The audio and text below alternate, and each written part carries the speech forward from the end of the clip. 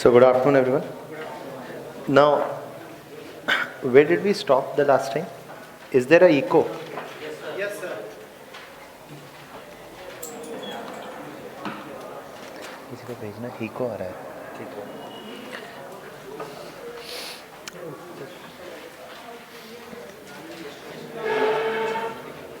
Okay.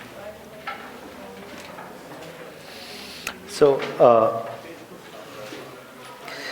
we had talked about the Gandhian experiences in South Africa, right? And the Gandhian views. Did we talk about Gandhi's principles on Satyagraha? The 4 principles of Satyagraha. We did not, right? So we'll talk about it today. Now, your ethics is also going on. Did no? Long time ago. Okay. So basically, while you're talking about Gandhi's ideas of Satyagraha, Gandhi's experiences in South Africa, what we are going to talk about today is the period, firstly, from 1917 to the period up till 1924 and probably 27, this period. Okay, that's what we'll talk about today.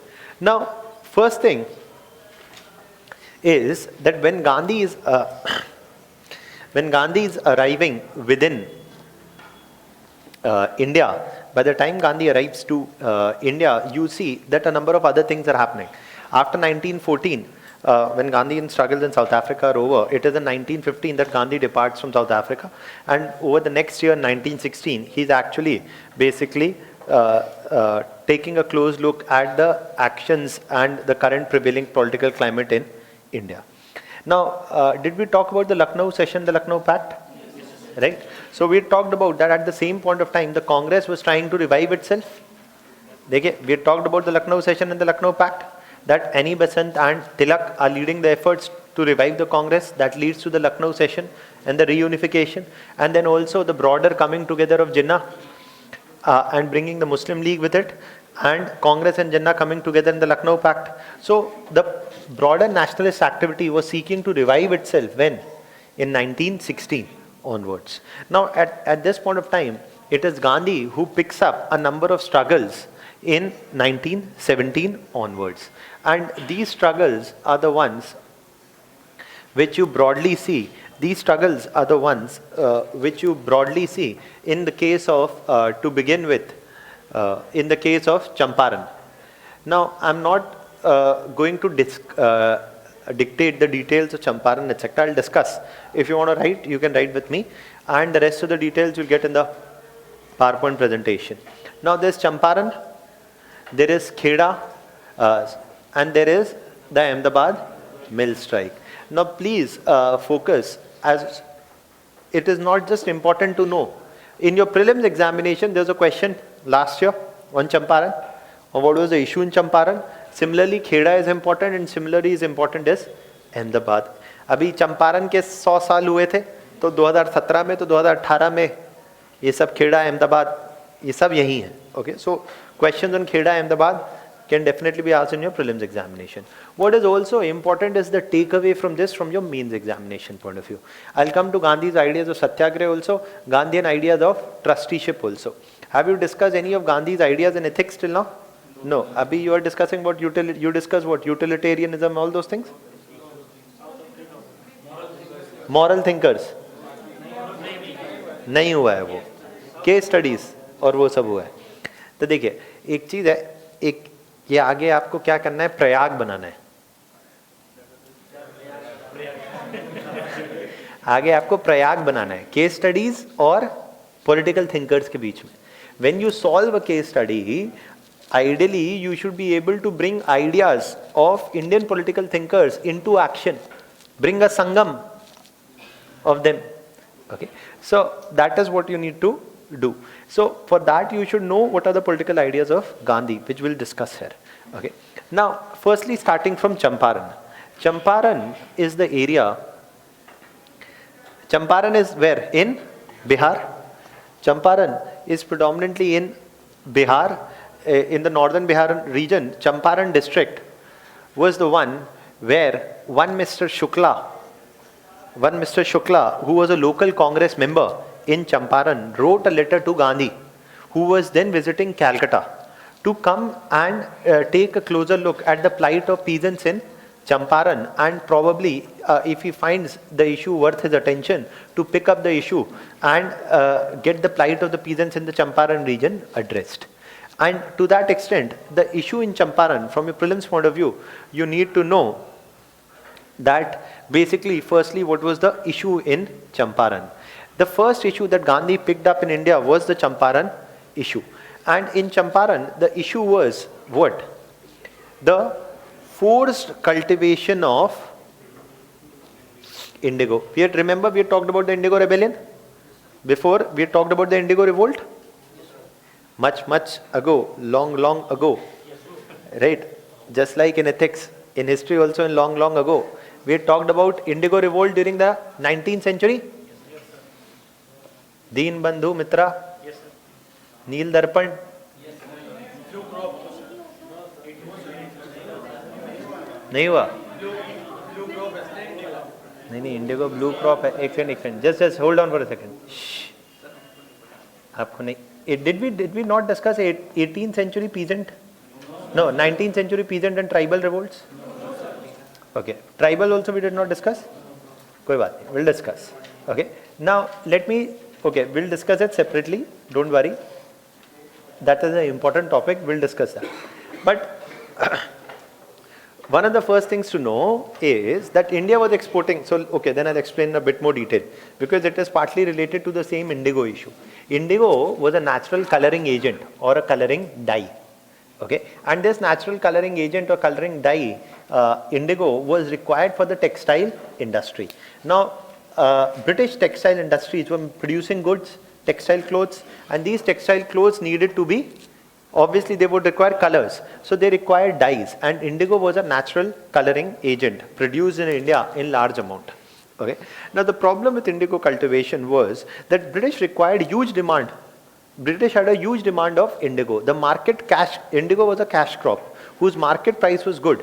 Okay, but and so it yielded better revenue for the peasants also. They had a better chance of making a profit with cultivation of indigo, but there was a problem. The problem was that sustained cultivation of indigo would reduce the fertility of the soil. So one of the problems was the sustained cultivation of indigo, which would hamper the fertility of the soil. And so because of, despite offering a good economic return, not many farmers were interested in cultivating indigo over large parts of their land.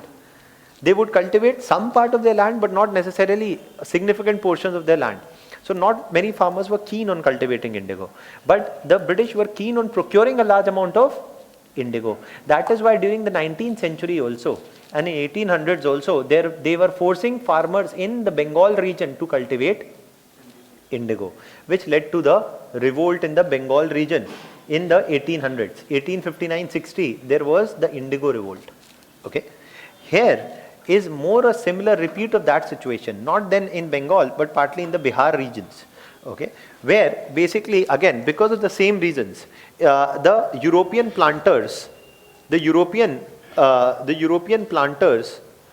wanted Indian farmers to cultivate indigo. So there was a forced cultivation of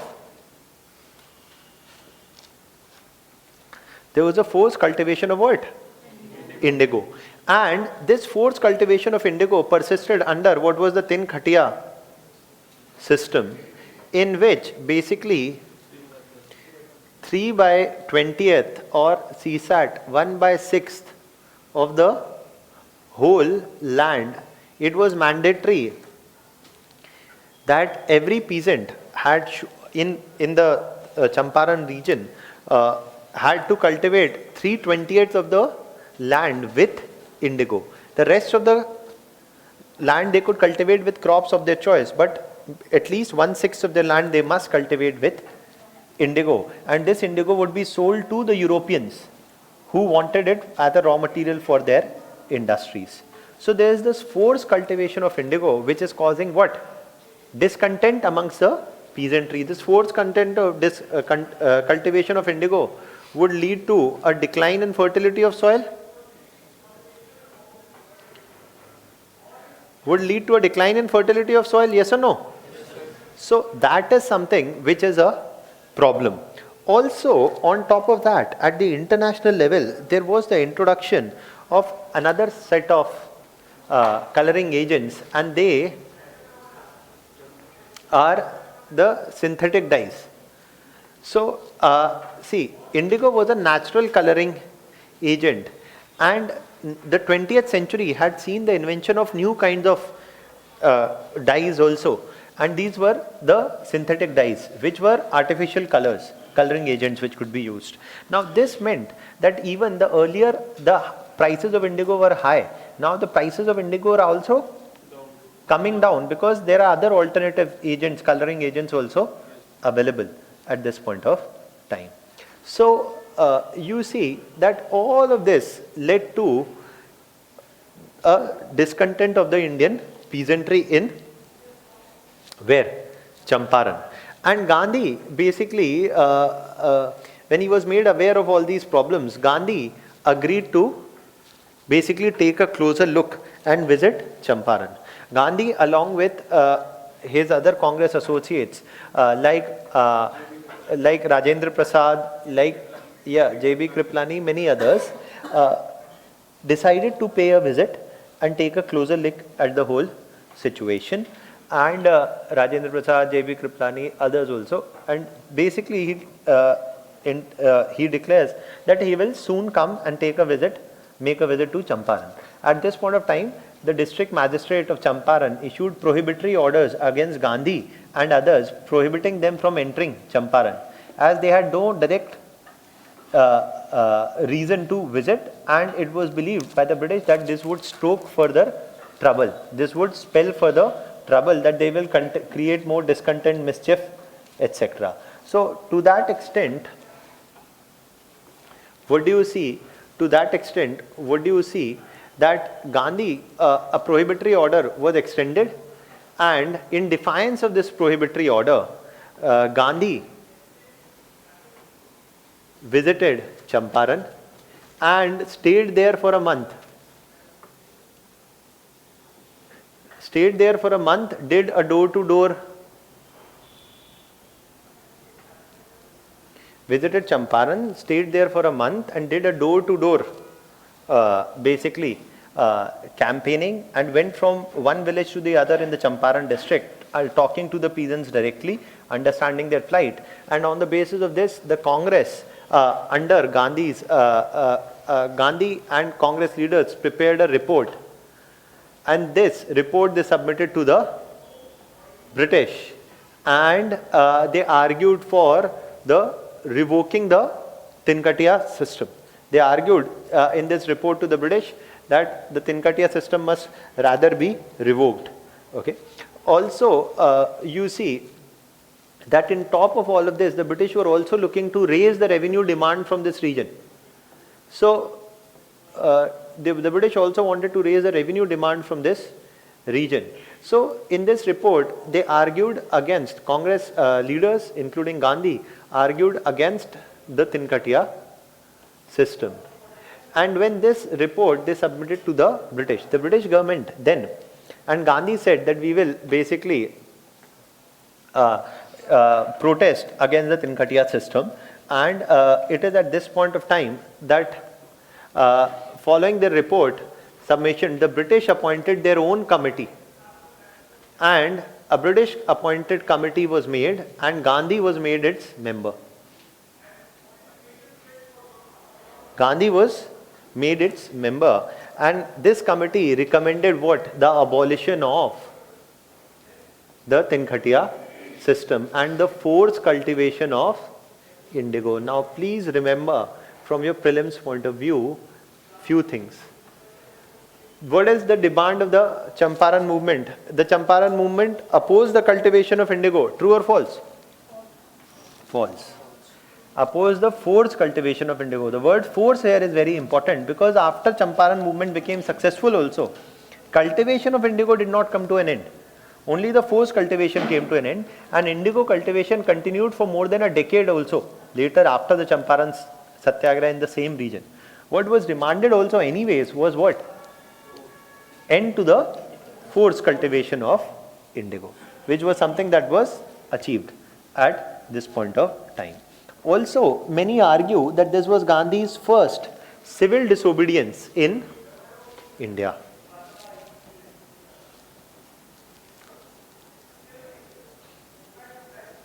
This was Gandhi's first civil disobedience in India. Now, why is it a civil disobedience? देखिए, what is civil disobedience? Disobedience of civil laws. Where I am saying that, suppose I am telling you all, do not follow the red light, jump the red light. Okay, I am telling you to break a civil law. Okay, so that is something that when I am instigating people or when I am myself deliberately breaking a government law, that is civil disobedience. And where is Gandhi breaking the law here? Gandhi is breaking the law here by entering Champaran even while he was legally prohibited to do so. So one of the things that you recognize from an ethics point of view also is that Gandhi is not for a blind obedience of laws. Gandhi is not saying that just because there is a law in place, you need to obey it. Okay, that is something, and Gandhi is okay with breaking laws, which is actually visible here at this point of time. So this is the first thing that you must know about. These many things you must know about. What is the issue? What is the demand? And what is the outcome of Champaran? Now, first thing, this was the issue. Now, why did Gandhi pick Champaran as an issue? Why do you think? Why do you think that Gandhi picked Champaran as an issue? Because it involved an issue of the peasants. More importantly, it involved the issue of whom? Masses. It involved the issue which directly resonated with the masses, because from Gandhian experiences in South Africa, Gandhi had come to the conclusion that the masses will come out on the streets when what is picked? A issue which is of direct relevance to them. Congress till now has been picking what? Demands. Demand for increased representation in legislative council, Indianization of civil services.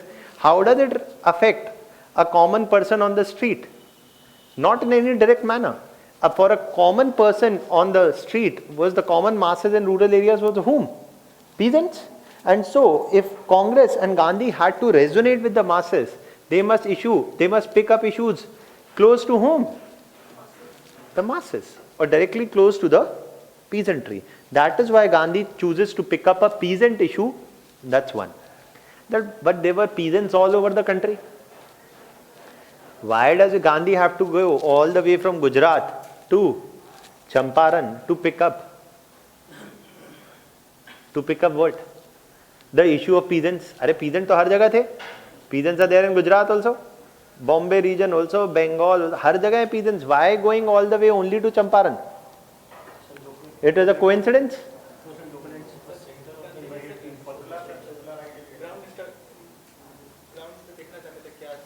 Ground में देखने के लिए स्थिति तो हर ही जगह खराब थी. Locals की पहली बार डिमांड है, ऐसा कुछ नहीं. राजकुमार शुक्ला ने दिल जीत दिया गांधी जी का. So देखिए, the reason for this is actually a bit deeper than this. And this is the reason also visible in Kheda. What is the reason? Is that in Champaran, the conflict is between the Indian peasants, that is the masses, and whom? The European planters or the British planters who wanted this forced cultivation. It does not involve a conflict between Indian peasant and Indian zamindar. While picking up peasant issues, Gandhi was clear and categorical that he did not want to pick up a peasant issue which would pit the demand of Indian peasant against the Indian zamindar, because that would make the zamindar side with whom? British. That is the reason that Gandhi is choosing Champaran to pick up the issue of peasants, because this was one area where peasant issues were directly pitted against the Europeans, not bringing Indian peasants in contradiction with the Indian zamindari class. While Gandhi argued that, so this was one reason, and this becomes even more clear when you look at the second major struggle, and that is in Kheda. After Champaran, the second major struggle that Gandhi picked up is again of the masses, particularly the peasants, and that is in Kheda. You must again know the details about what was the issue in Kheda.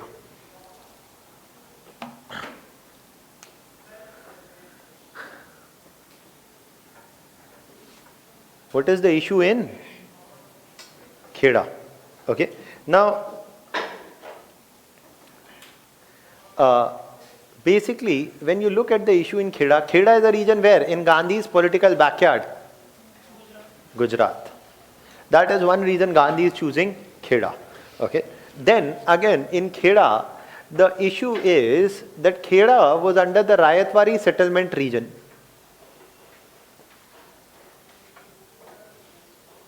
And according, you've seen the movie Lagan? Right? उसमें ये होता है कि अभी इस साल बारिश नहीं हुई तो इस साल क्या माफ कर दीजिए, लगान और revenue collection, right?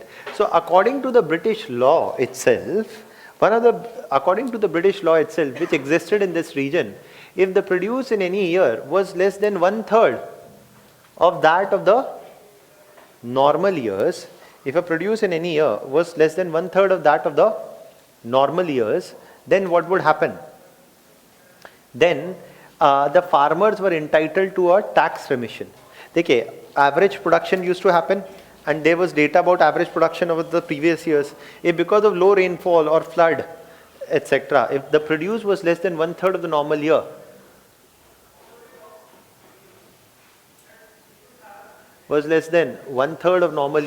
the peasants were entitled to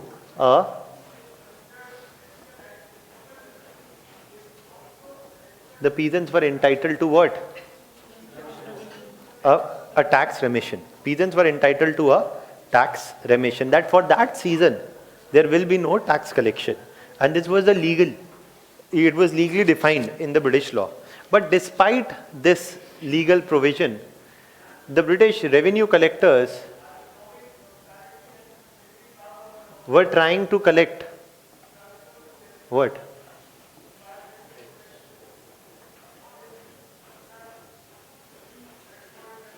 The British revenue collectors were trying to collect taxes.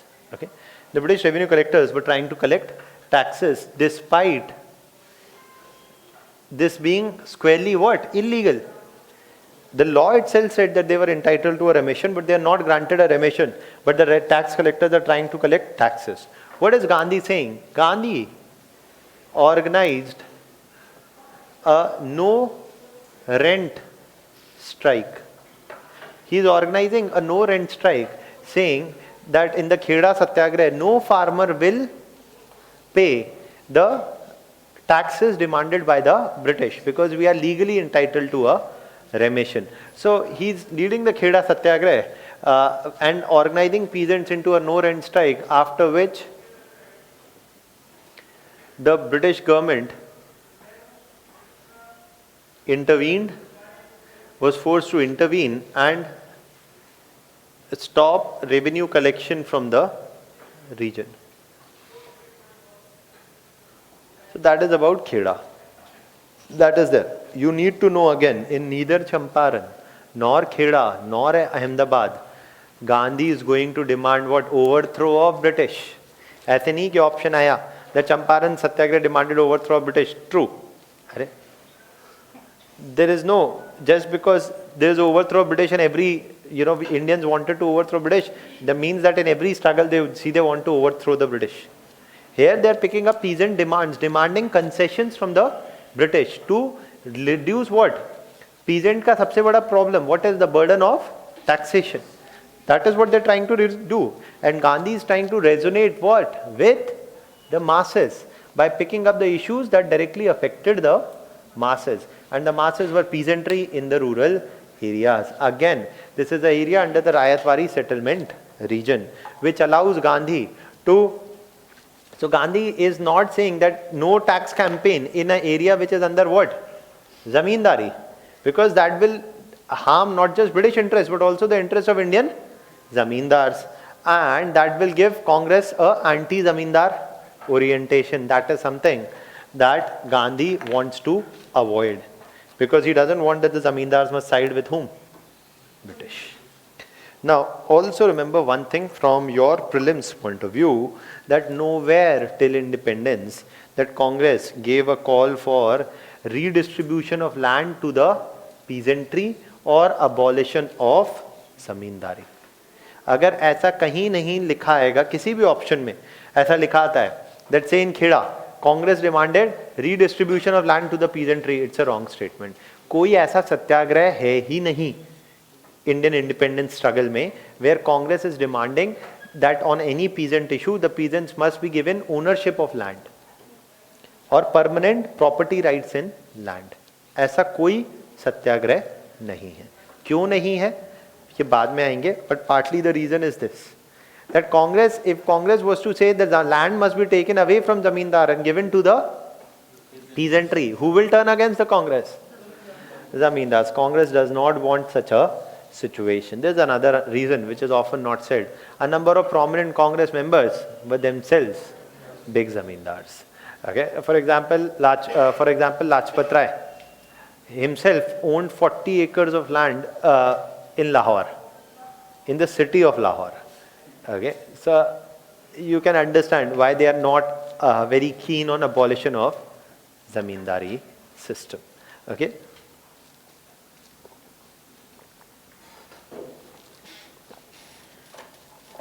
Now, the other thing,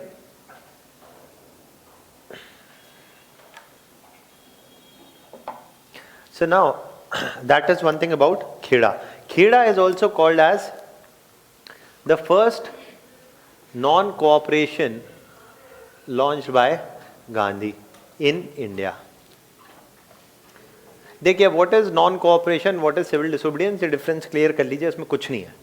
Suppose I tell you, देखिए, why do you want to join civil services? You will just get 1 lakh rupees as salary. Everybody will think you are very rich and you are very powerful. But you know that that's not the case. Neither are you rich nor are you very powerful. And you will have no time for your family, etc. You can make much more money by working in the private sector and get offs also and relax also. All that is there. Don't become a government teacher. Because there is no infrastructure, students don't want to study. Don't become a government doctor. Don't join the army also. You can get a 6-figure salary somewhere else. Why do you want to lay down your lives? Nationalism is anyway served on Facebook and WhatsApp either. So don't do any of it. Don't join the army. Don't join civil services. Don't become a teacher. Don't become a government teacher, government doctor, civil servant. Don't join the army. Hypothetically, in a world where people refuse to join government services, and that is going to make that you are not breaking any law. By not joining the army, India does not have a military conscription. By not joining the army, you are not breaking any law. So if you don't join army, civil services, etc., then the government will be deprived of your cooperation. And the government will be deprived of your cooperation. Can it carry out its rule? No, it cannot. Without the cooperation of citizens, it is difficult for the government to rule the subjects. Remember, India is being ruled by merely 85,000 Britishers operating at a point of time in India.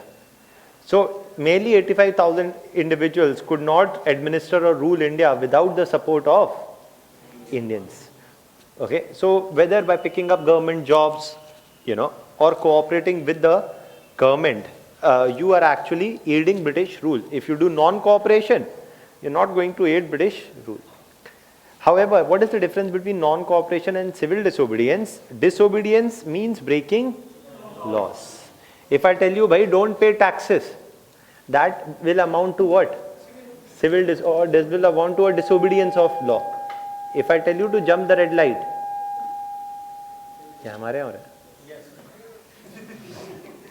that will amount to disobedience of laws. So disobedience, civil disobedience is about breaking laws. Non-cooperation is not about breaking any law. It is simply refusing to cooperate with the government.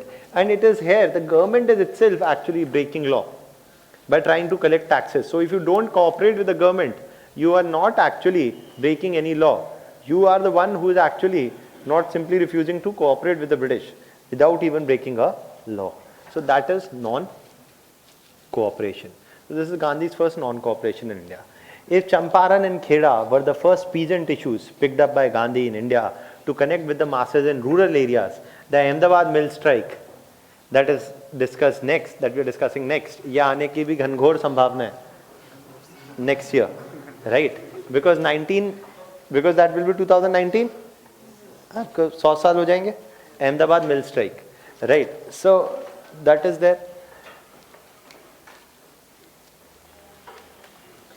So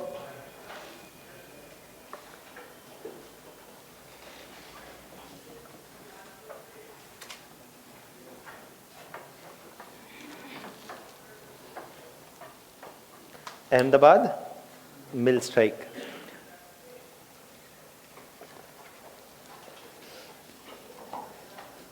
देखिए, Ahmedabad mill strike is an issue which is picked up where?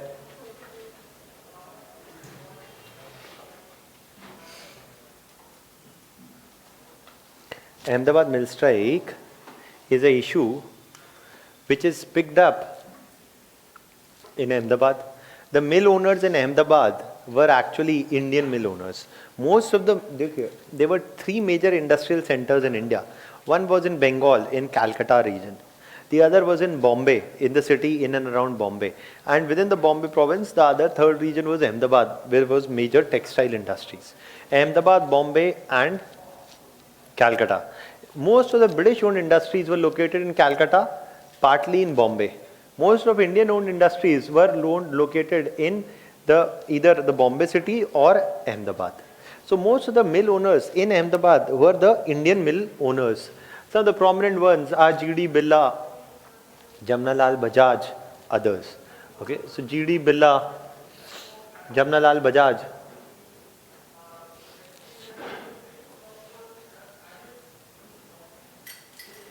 G.D. Birla, Jamnalal Bajaj and others. Now, one of the first things to know about the Ahmedabad mill strike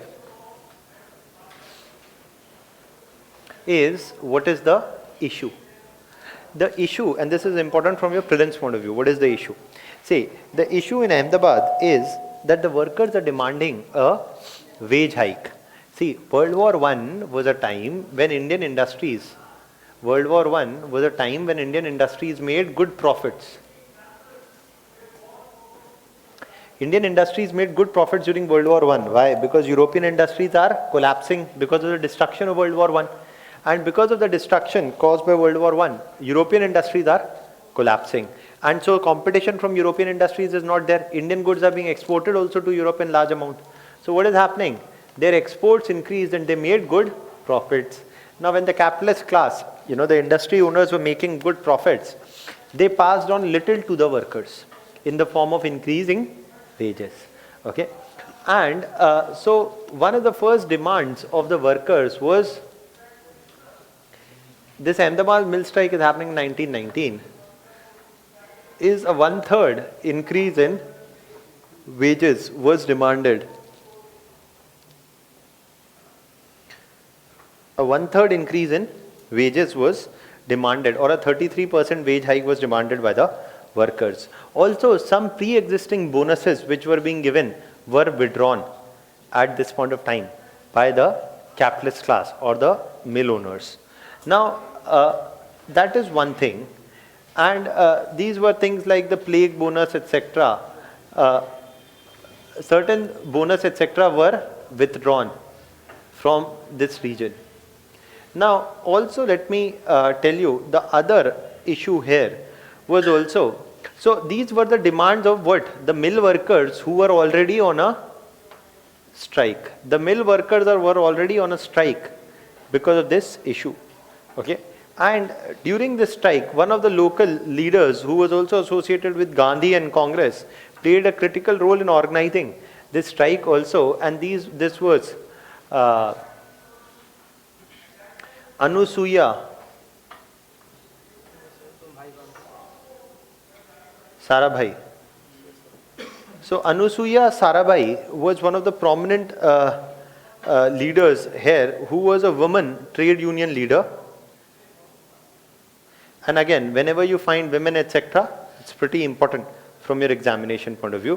Anusuya Sarabhai was a prominent women trade union leader here who played an important role in organizing the strike, and she was a close associate of Gandhi as well. Okay, and Anusuya Sarabhai is an important name that you must remember. Gandhi is finally intervening in this matter. Firstly, Gandhi says, let's talk. Gandhi is talking here. Gandhi does not immediately go on a strike. He doesn't immediately go on a strike, supporting strike, etc. Gandhi says, let's talk to the Indian capitalist class. He supports first a persuasive strategy. Now, he is saying that let me talk to the Indian capitalist class. Here, you know, the Birlas and the Bajaj. And he could talk to the Birlas and the Bajaj because he shared close friendly relations with the Ahmedabad group of Indian capitalist class. तो मोदी जी ने बताया था आपको कुछ time पहले, right, कि Modi ji also had close relations with Indian capitalist class. So even if I have close relations, what is the problem? Basically, so we have another Gandhi anyways today. So that is very nice. So basically, he relied upon a persuasive strategy. And basically, relying upon a persuasive strategy, he said, we'll talk to the whom? The Indian capitalist class. And following Gandhi's persuasion, the Indian mill owners basically agreed to a 20%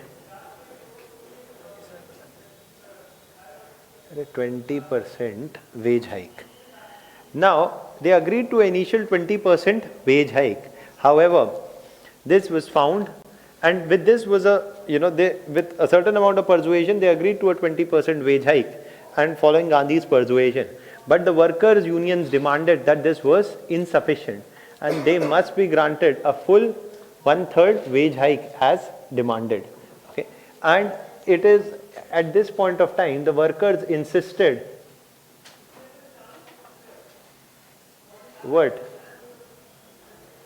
on a full 1/3 wage hike.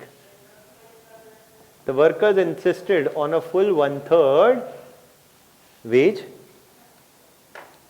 hike. And if the workers insisted on a full 1/3 wage hike, you see that what is going to happen? That Gandhi is saying, okay, देखिए अभी पहले ही क्या हो रहा है, ऐसा नहीं है that Gandhi is some god or anything, okay? Because Gandhi is coming up with a proposal trying to intervene in the matter, and it's not that Gandhi said कि चलो I got you 20%, the workers are like, okay, Gandhi got us 20%, we should be happy with it. They insist on a full 1/3 wage hike and continuing the strike. At this point of time, Gandhi now goes on a hunger strike.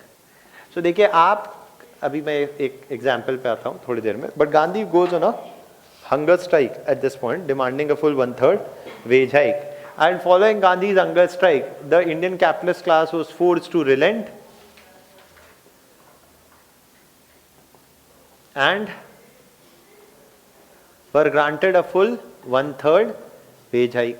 Very soon, you will see Modi ji also going on a hunger strike, demanding wage hike for Indian workers. So now, basically, you see, 1918, yes, the Ahmedabad mill strike 1918 stretches out even in 1919. Okay, that is both this, that is fine. Now, the other issue here is also something, and so basically, what is more important? This is issue which is important from prelims point of view. Itna yahan tak. But what I am telling now is more important from mains point of view, and is not written in most of the books that you will read. And that is Gandhi's viewpoints. Gandhi is saying a lot here, okay, which you need to understand. And that is the Gandhian concept. Two concepts I am talking about.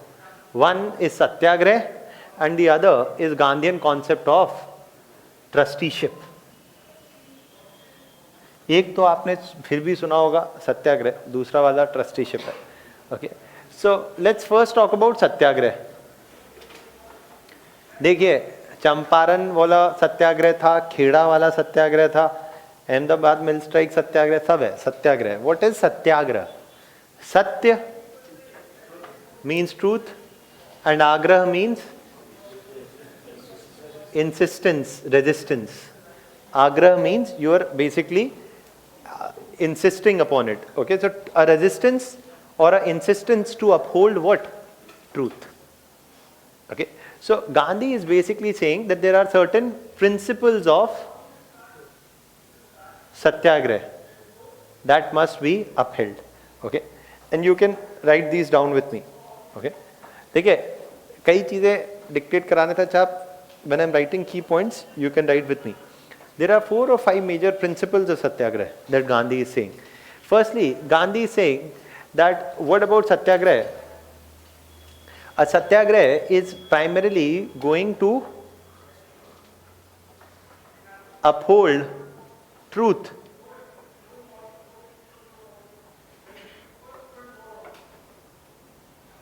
Truthful and just demands.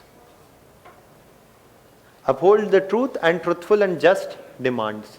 Secondly, a satyagrah would basically what? Would be essentially a non-violent. A satyagrah would essentially be a non-violent what?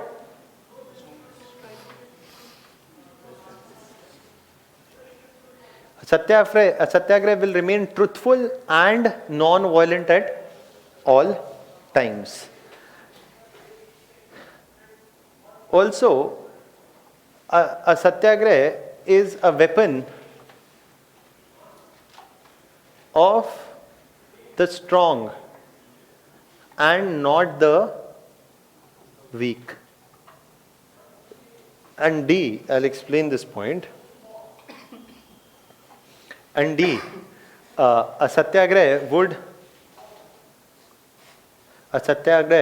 or a satyagrahi would hate the evil and not the evildoer.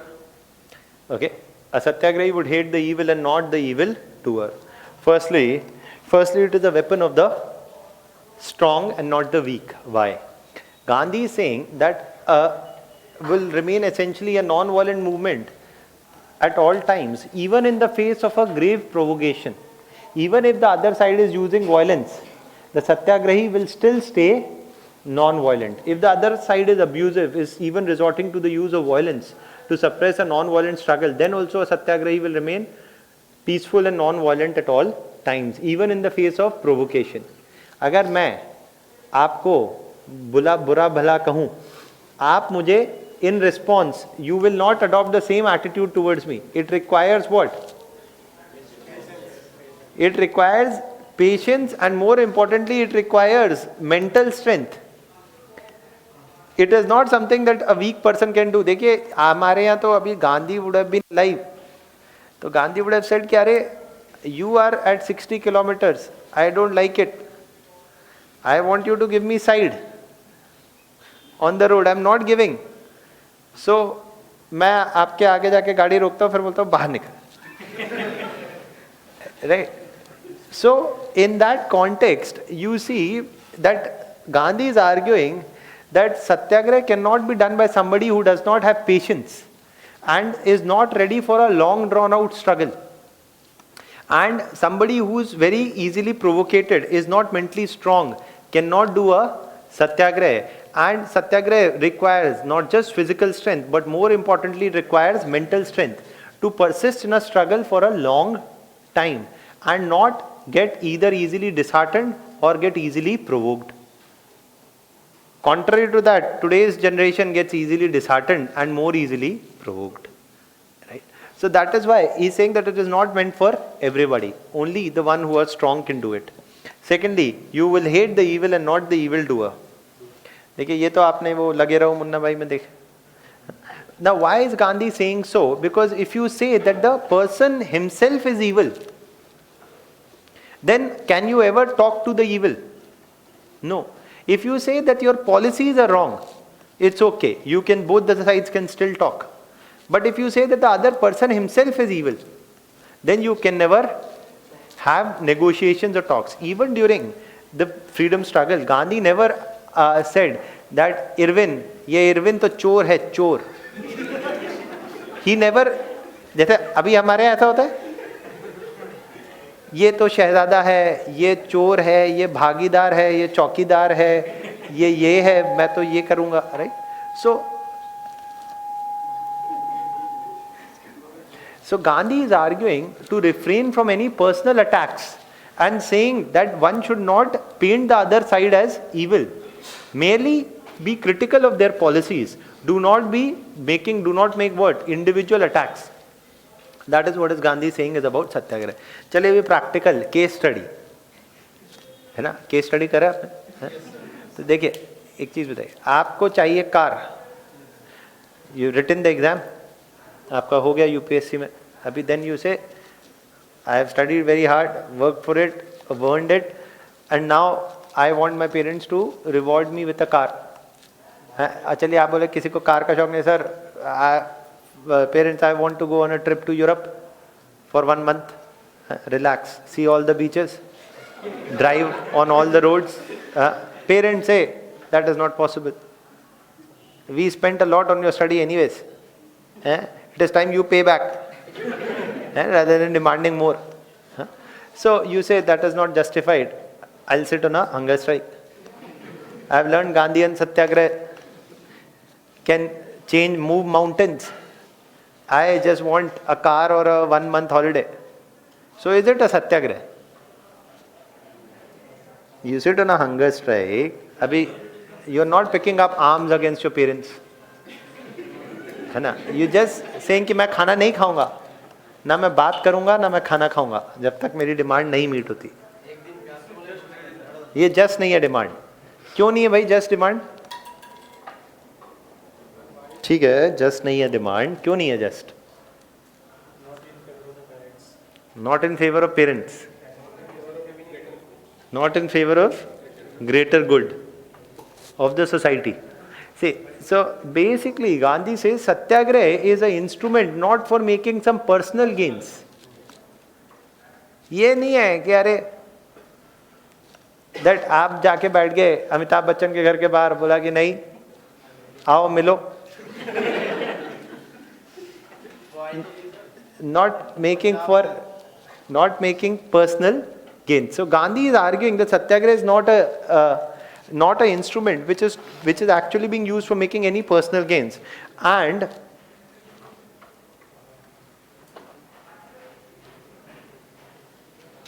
more importantly, which demand is a just demand? Gandhi is saying that you read in NCRTs, in every NCRT there is what? Gandhi's, right? Where Gandhi is saying that which demand is a just demand? A demand which basically does what? Which basically Gandhi says that if you have to determine whether any of your actions or anybody's action is a justified action or not, you should think about the poorest and the most needy you have come across, and then see whether it promotes their welfare or not. If it promotes their welfare, it will. Just a second, I'll give you time to ask. Just. एक रुक जाए, मैं बताता हूँ क्या करेंगे, ठीक? So Gandhi is saying that if that it is not for maintaining personal gains, but primarily for meeting the greater good and also the ensuring the well-being of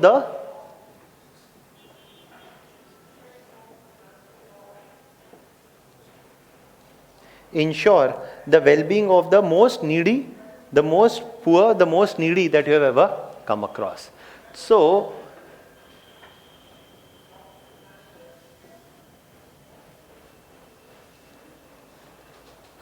ensure the well-being of the most poor and needy. That is something that must be done. Now, that is something that Gandhi is saying, that this is what is a justified demand. तो आप जब भी Gandhian ethics की बात करें तो आप ऐसे बात कर सकते हैं. Suppose I say that there is a satyagraha against what? Against that government has acquired land but has not paid compensation.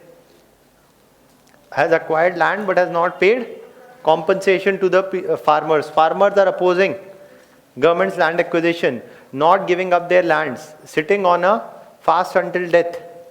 Then that will be a सत्याग्रह. ऐसे नहीं कि अभी आप ये नहीं बोल सकते कि सर ये फार्मर तो इसलिए बोल रहा है क्योंकि उसकी लैंड चली गई. अरे it is land is been taken unjustly, that they deserve the compensation and the government was expected to pay them a compensation but did not.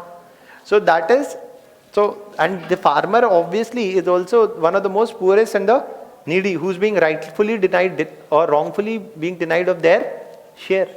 So this is one criteria, this is not the only criteria. Okay, अभी ऐसा नहीं है कि I am taking away your right to privacy, you can't do a Satyagraha against it.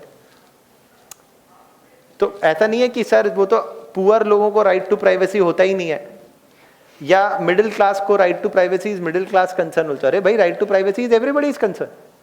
So it's not that a satyagraha can be done only on this ground, but Gandhi is suggesting these are definitely those demands which are just. That is Gandhi's talisman. Now आप बोल रहे हैं कि sir ये क्या लिखवाएंगे कि नहीं लिखवाएंगे, PPT में है कि नहीं है. Champaran, Kheda, Ahmedabad, all of this is there in the PowerPoint presentation also. These points, 4 principles of satyagraha is also there in the PowerPoint presentation. What is not there is this. ये कुछ ethics में भी आप पढ़ेंगे, है ना. तो but I am still doing that overlap for you so that आप वहाँ पे कहीं भी आएंगे तो ये आपको आइडिया आ जाएगा. Okay. Now there is one more idea. Yes.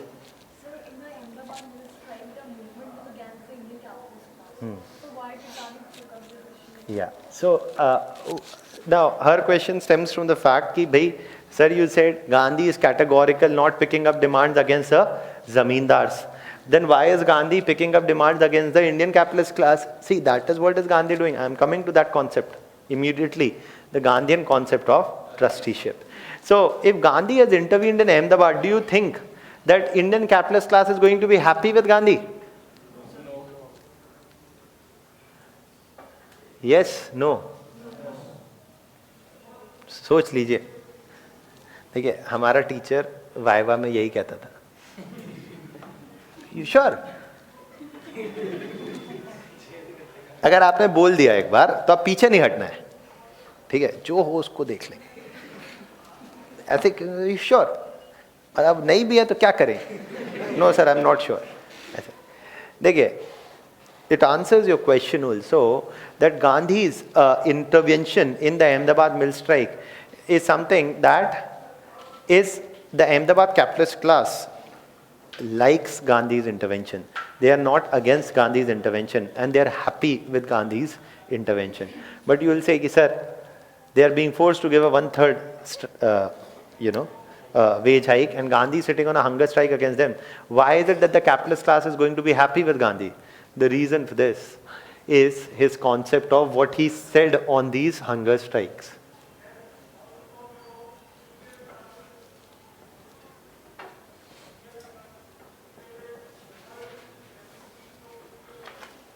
The Gandhian concept of trusteeship.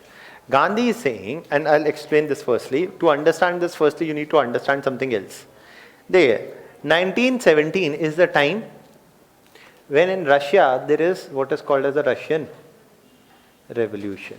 In the Russian Revolution, I'm just briefly telling right now, what is happening is that the monarchy in Russia is overthrown. By whom? By the Bolsheviks. First came the Mensheviks, then came the Bolsheviks. Is overthrown by the Bolsheviks. These Bolsheviks are led by people like Lenin, etc. They overthrow the monarchy and they overthrow the capitalist class also in Russia, and they, along with the worker unions, basically took control of the government also and took control of What? Industries. These Russian revolutionaries were inspired by what? Marxist ideas. They are inspired by Marxist ideas. Now, अब आप बोलेंगे कि sir ये Marxist ideas कहाँ से आ गए एकदम से, right? Now, I'm just taking 2 minutes to explain the broadly Marxist idea, क्योंकि हम बार बार इस पाएंगे, okay? पहली बात, economy is going on right now? No. Okay. So, one of the first things to understand about Marxist ideas is this, that that in the Marxist worldview, it is said that there are two groups in any industrial society. There are two groups. One is the group of workers and the other is the group of owners. And these owners are known as these private owners of industries are known as the capitalists, and these workers are known as the proletariat. Okay? Now, what do the workers own? The workers own their labor. And what do the capitalists own? They own the machines, or what are also called as the means of production.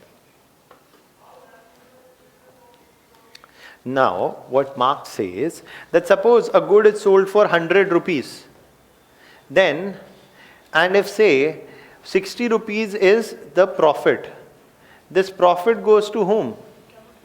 The capitalist class. And profit is calculated how? By reducing the cost of what? Reducing the cost of production. And the cost of production involves the cost of raw materials and the wages. So once you deduct wages and raw material costs, what is left is profits. But Marx says that the true creator of value is what?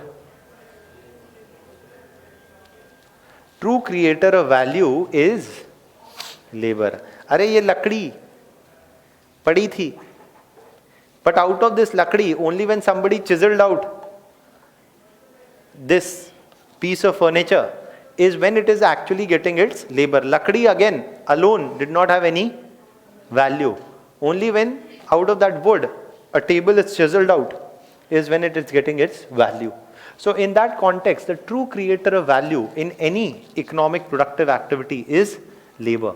And that is why they must own all the profits, and they must basically own all the profits. But profit is actually going to whom? Capitalist class. And why does the profit go to capitalist class? Because they own the means of production. They own what?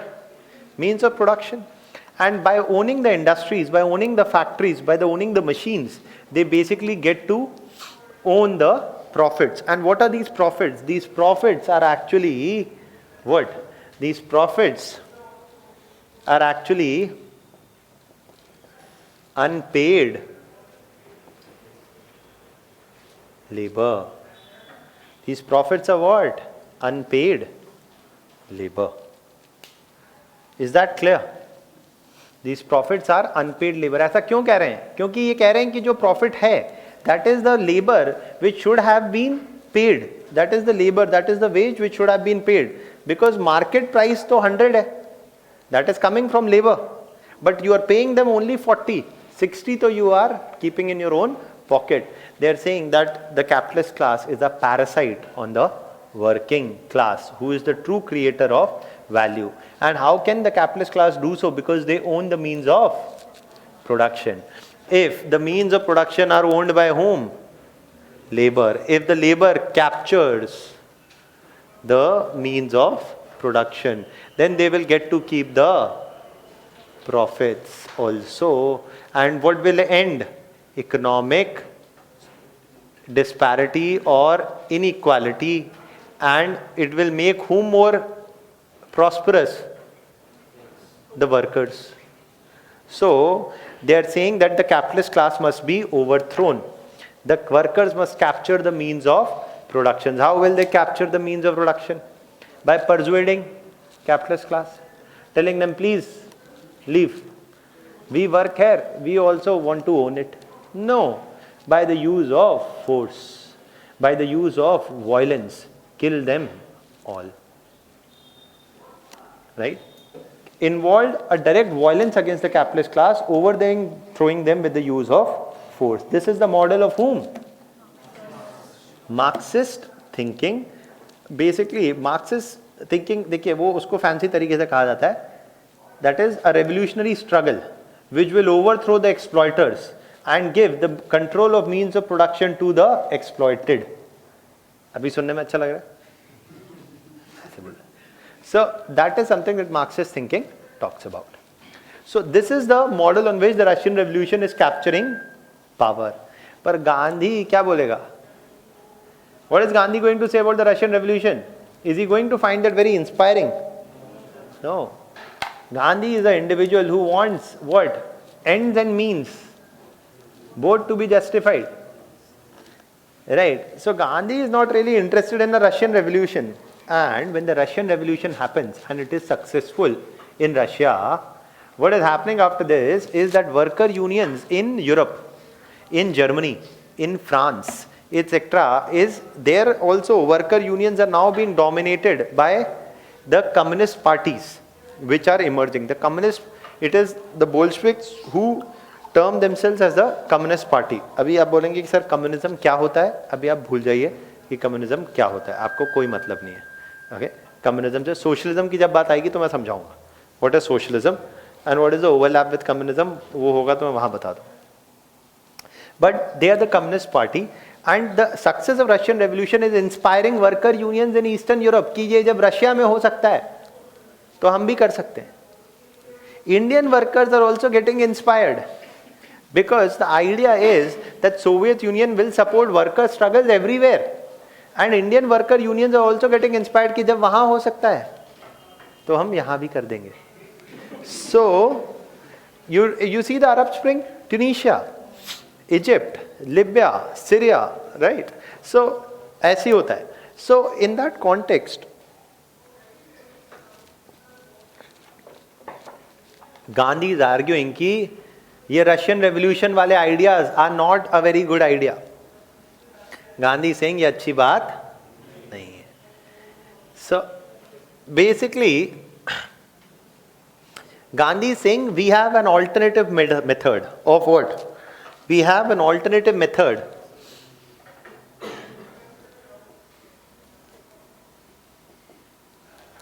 Of resolving what? Class conflicts. What is this alternative method? This is his method of trusteeship. Gandhi is saying, firstly, Gandhi rejects the use of violence. That is there. Then Gandhi is saying that the capitalist class must realize, he is saying that it is the responsibility of the capitalist class to realize that A, what? It is the responsibility of the capitalist class to realize what? That the capitalist class is merely a trustee of the profits or wealth made by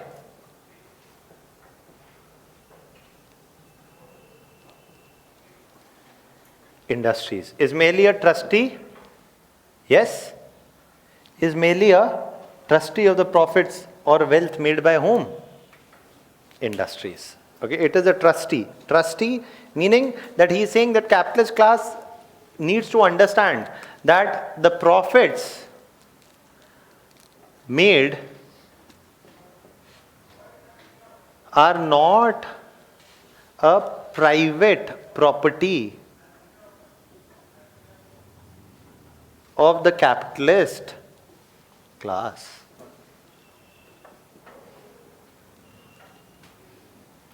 मतलब basically they are saying that if the Tata TCS is making 1,000 crore profit, then Mr. Ratan Tata must not think that it is his private property.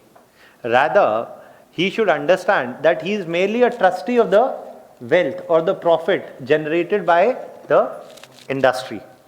Okay. So, and then if he is a trustee, then basically the workers and the organization has trusted Mr. Ratan Tata that he will use these profits for what? What will they use these profits? To build an antilla? So that on the first floor, Mr. Ambani sleeps, on the second floor his wife sleeps, on the third floor his child sleeps, on the fourth floor they have spa, on the fifth floor they have helicopter. What will he use this wealth for? देखिए, again मैं आपको बड़ा simple सा example दे रहा हूँ, ऐसी नहीं कुछ भी फालतू बात नहीं करता हूँ मैं, आपको ऐसा लगे कि मैं कुछ भी बोल रहा हूँ.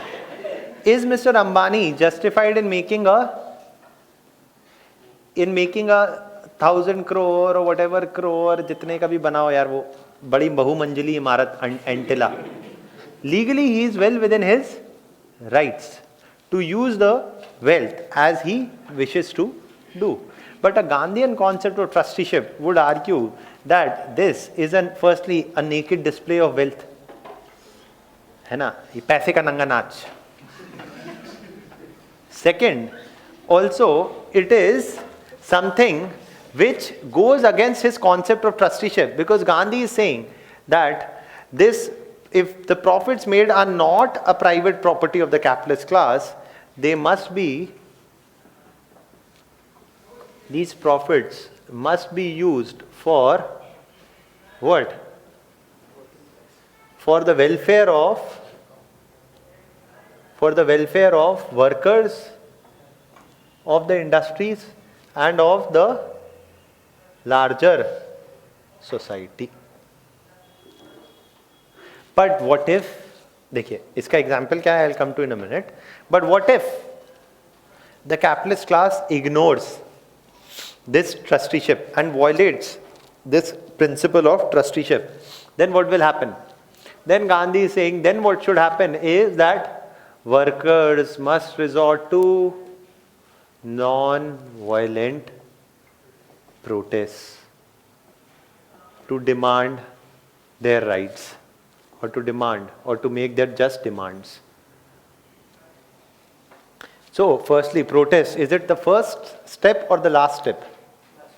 Last step. Then protest must happen through violence or non-violence? So first thing, is capitalist class going to like Gandhi or not? Arey, the other alternative was what? Russian Revolution.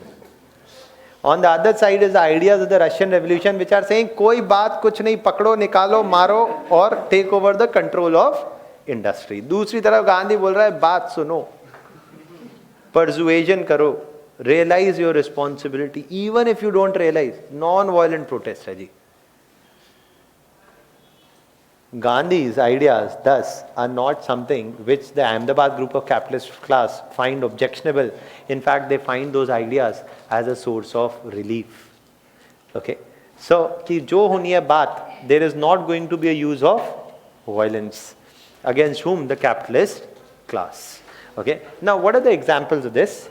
Before you have any doubts, what are the examples of this? Is what? When you look at the idea of CSR, देखिए पहले तो आप ये देखिए, जैसे टाटास के पास क्या है जमशेदपुर में, देयर इज टिस्को, तो टाटा ने सब बनाया वहाँ, सिर्फ ऐसे नहीं स्टील प्लांट बनाया, they made schools also, right, so they made schools also. ये स्कूल में कौन पढ़ेगा?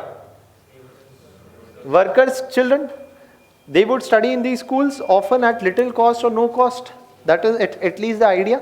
अभी कितना implement हो रहा है वो आप अलग बात है, लेकिन basically that is definitely the idea that schools must be set up for the welfare of the family of the workers and also for the larger society. Also, when you look at things like, when you look at the Tatas, the formation of things like the Indian Institute of Science or the Tata Institute of Fundamental Research or one TIS, the Tata Institute of Social Sciences. I mean, this is a way of giving back to the society. Okay, so that is part of what you can also say as philanthropic capitalism, or which you can also say as corporate social.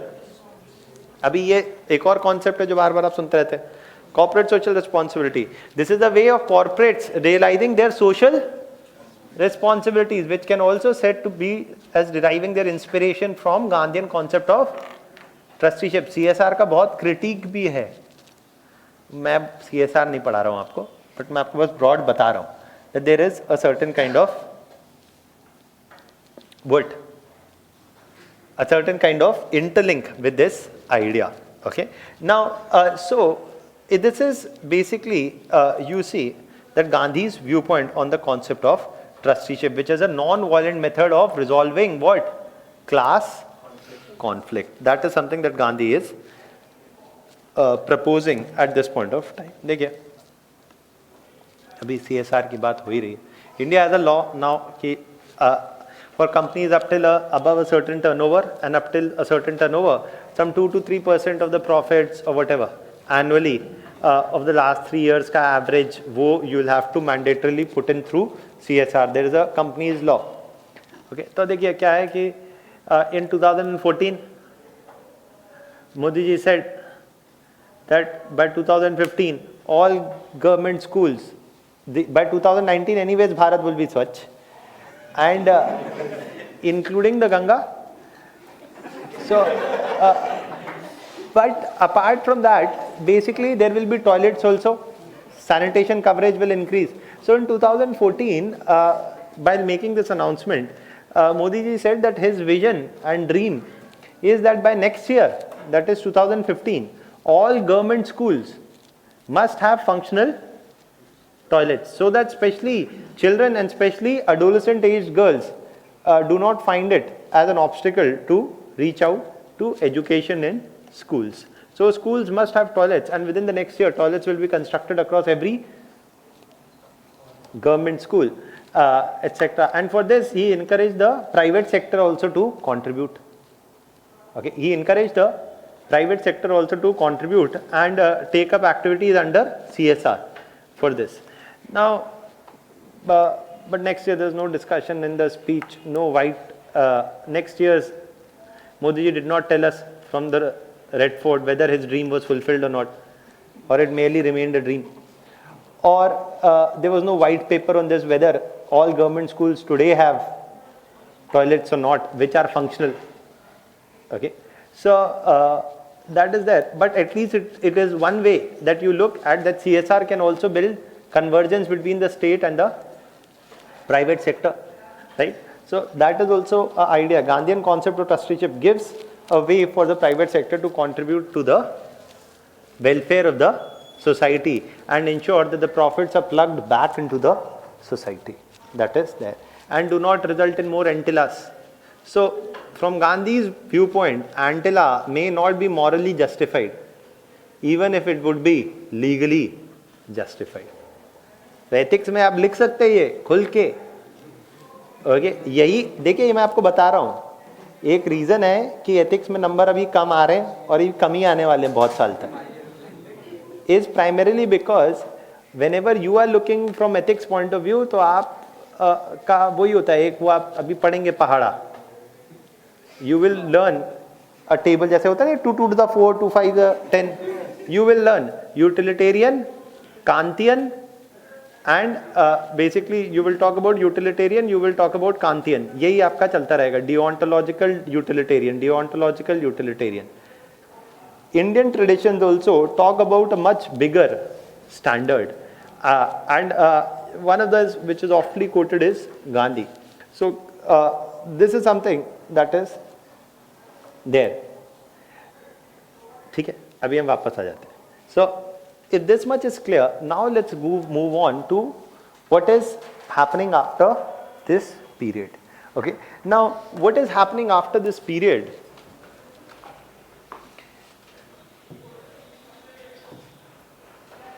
What is happening after this period is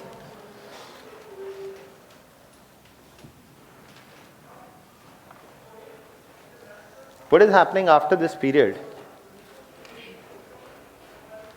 is what?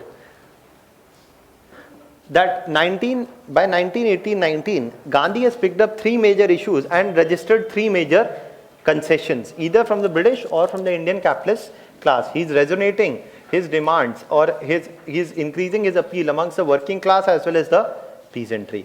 Now we see, now you have to write down basically that what is happening after this is that from 1917 to 1921, okay, 1917 to 1921, there are a number of things happening. The major flashpoint is 1919 onwards. 1919, what is happening? World War I came to an end. By 1919, World War I came to an end. And as World War I came to an end, the long-standing demand of Home Rule League, Congress, Muslim League, all of that was what? Genuine devolution of power when? After World War I. So as World War I came to an end, आप ऐसे ही लिख लीजिए जैसे मैं लिख रहा हूँ, क्योंकि आपसे जो यहाँ सवाल पूछा जाएगा वो बेसिकली प्रीलिम्स में ही पूछा जाएगा. अभी मैं जो अब नेक्स्ट पोर्शन बात कर रहा हूँ वो प्रीलिम्स के लिए इंपॉर्टेंट है. तो ऐसे लिख लीजिए, वो लेंदी पैराज में लिखने का कोई पॉइंट नहीं है, वो आपको वैसे भी पावर पॉइंट प्रेजेंटेशन में मिल जाएंगे बहुत सारे पॉइंट्स. बट आप जैसे मैं लिख रहा हूँ वैसे लिखिए, बहुत ईजी टू रिवाइज होगा एंड प्रीलिम्स के लिए याद रखने के लिए भी. That world war I comes to a end. As World War I comes to an end, basically what is happening is that the Congress, Home Rule League and the Muslim League demanded what? Self-government. The British response was the Montagu-Chelmsford reforms, which led to what? The Government of India Act 1919, which led to the British coming up with the Government of India Act 1919. ठीक है? Now, basically the British introduced the Government of India Act 1919 based on the recommendations of the Montagu-Chelmsford Committee in 1919. Okay. Now, this is supposed to give what? Self-governance, right? And we will discuss the provisions of this separately. But for reasons that I'll explain later, Government of India Act 1919 is equal to Kejriwal. Okay. Best way to remember, 2014 से तो मैं यही गा रहा हूँ कि Kejriwal, okay, that is Montagu-Chelmsford reforms. How? That I'll explain later. Is Kejriwal very happy with his powers in Delhi? No. Similarly, Congress is also not very happy with the Government of India Act 1919. Why? Are almost the same reasons that Kejriwal has with Delhi, लेकिन हम बाद में बताऊंगा वो, and we'll discuss Government of India Act separately. So the Congress is not very happy because it feels that its objective of self-government is being left unmet. So Congress response is what? That it is dissatisfied with. Why is it dissatisfied? I'll come into it when I'll discuss the Government of India Act separately. And these separate provisions are important from your prelims point of view. Okay, keep that in mind. Separate provisions are important from your prelims point of view, and I'll discuss them separately. Now, 1919 is also the year when a few other things are being discussed. And the British introduced this Government of India Act 1919, right? And this is partly to placate the Indian section partly to placate the Indian section and meet their demand.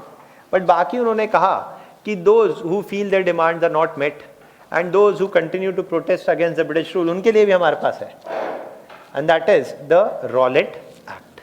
So basically, in 1919, the British also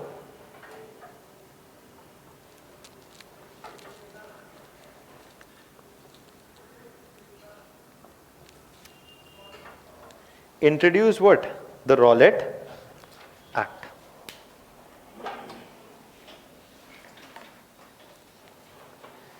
The British also introduced what? The Rowlatt Act.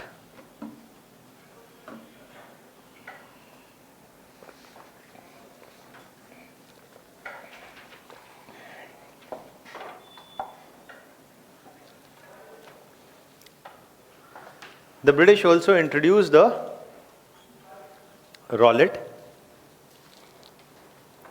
Act. Now, the British introduced the Rowlatt Act, and what did this act say? In the sense that this act is saying it is primarily aimed at doing what? Aimed to crack down on what? On anti-British protests. But how? देखिए, how did it aim to crack down on anti-British protests? How did it aim to crack down on the anti-British protests? Basically, by giving what? Vast powers to the police. देखिए, who is going to crack down on protest? The police. अभी police को you need to give them more powers if you want them to operate freely without any fear. So they gave vast powers to the police under this act, and ये सब पूछा जाता है prelims में. They've asked before also, what was the Rowlatt Act about? Okay, it gave vast powers to the police to do what? To do all that you want Singham to do. कि अरे अभी कुछ नहीं, कोई बस बंदूक निकालो और चालू हो जाओ. So in that context, Ganga जल. So basically,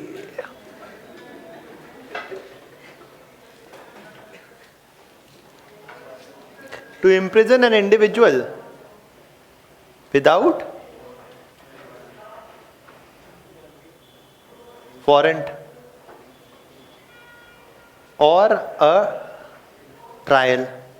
देखिए, one of the conventions which later in India is also becoming a fundamental right is that once an individual is arrested by the police, then the individual has to be produced within the court of law within 24 hours.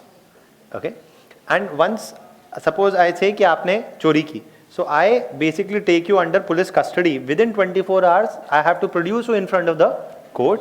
I have to inform the court and you of the grounds on which you have been arrested. Why?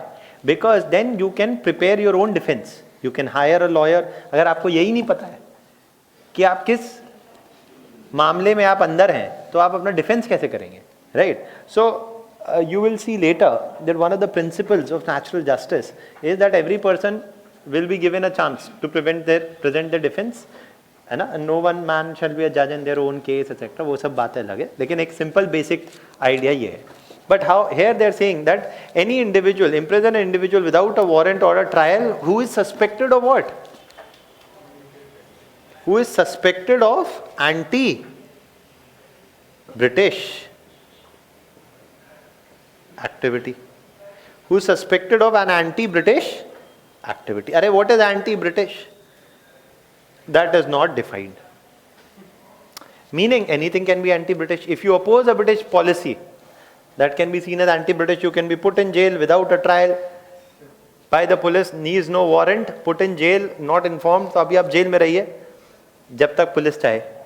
There is no need to produce you for in front of court. जब तक court के सामने ही नहीं जाएंगे तो bell कहाँ से होगी? अरे बेल तो तब होगी जब आप जाएंगे कोर्ट के सामने. जब कोर्ट के सामने पेश करने की ही जरूरत नहीं है. There is no foundation to immediately present you in front of the court of law and inform you of the grounds of arrest. You cannot seek a bail also. Basically, this was known as the Rowlatt Act, was also known as the Black Bill. Why? Because it is giving vast powers to the police, imprison, and this would basically curb any political protests. It would curb any political protests. So, there is Congress, members are opposing both the Government of India Act 1919. The Congress is opposing both the Government of India Act 1919 and the Rowlatt Act, saying that this is an act which will curb political democracy, which will curb any kind of protest, and is giving the vast powers to the police to crack down on any protest which is unjustified. And this is what is the Rowlatt Act. सीधा question आता है prelims में, what was the Rowlatt Act about? अरे who introduced Sidney Rowlatt, when was it introduced, ऐसा कोई question नहीं आएगा कि अभी कौन से महीने में हुआ, 1919 के अप्रैल में हुआ कि मार्च में हुआ, कि कोई नहीं पूछा आपसे, है ना? So just this is what you need to remember. Now Gandhi and Congress said that they are opposed to this. What did they do? They launched a anti-Rowlatt what? अरे सत्याग्रह. Again, just because a law is passed, Gandhi would say that you do not need to blindly obey it. Okay? So just because ये लिखा है कानून में, ये काम करना आप, you are not bound to do it. You are free to break a law. Okay? And that is why they are saying we'll launch an anti-Rowlatt satyagrah and protest against this act. Again, in 1919. All other things happening in March, April 1919. In these satyagrahs, basically the British government cracked down on these satyagrahs and imposed the martial law. You've written this? Right? And the British government cracked down on these satyagrahs and imposed the martial law and prohibiting any public gatherings, and tried to cramp down on the anti-Rowlatt satyagrahs also. At this point of time, when the martial law was in operation in Amritsar and in the Punjab region, you see in these anti-Rowlatt satyagrahs, etc., a number of local prominent leaders like Saifuddin Khichlu and Satyapal Singh had been arrested by the British during the anti-Rowlatt satyagrahs. Okay? And the local people had assembled where? Had assembled in the Jallianwala Bagh. The local people had assembled in the Jallianwala Bagh, and Jallianwala Bagh on the occasion of Baisakhi, which was the festival with harvest festival, right? And this is the time when the martial law is in force. And these they had assembled in the Jallianwala Bagh on the occasion of Baisakhi, and where this was a peaceful non-violent gathering in which a number of speeches were also to be given about the release, demanding the release of Satyapal Singh and Saifuddin Khichlu. Okay? Release of, ये नाम पता होना चाहिए आपको, release of Satyapal Singh and Saifuddin Khichlu.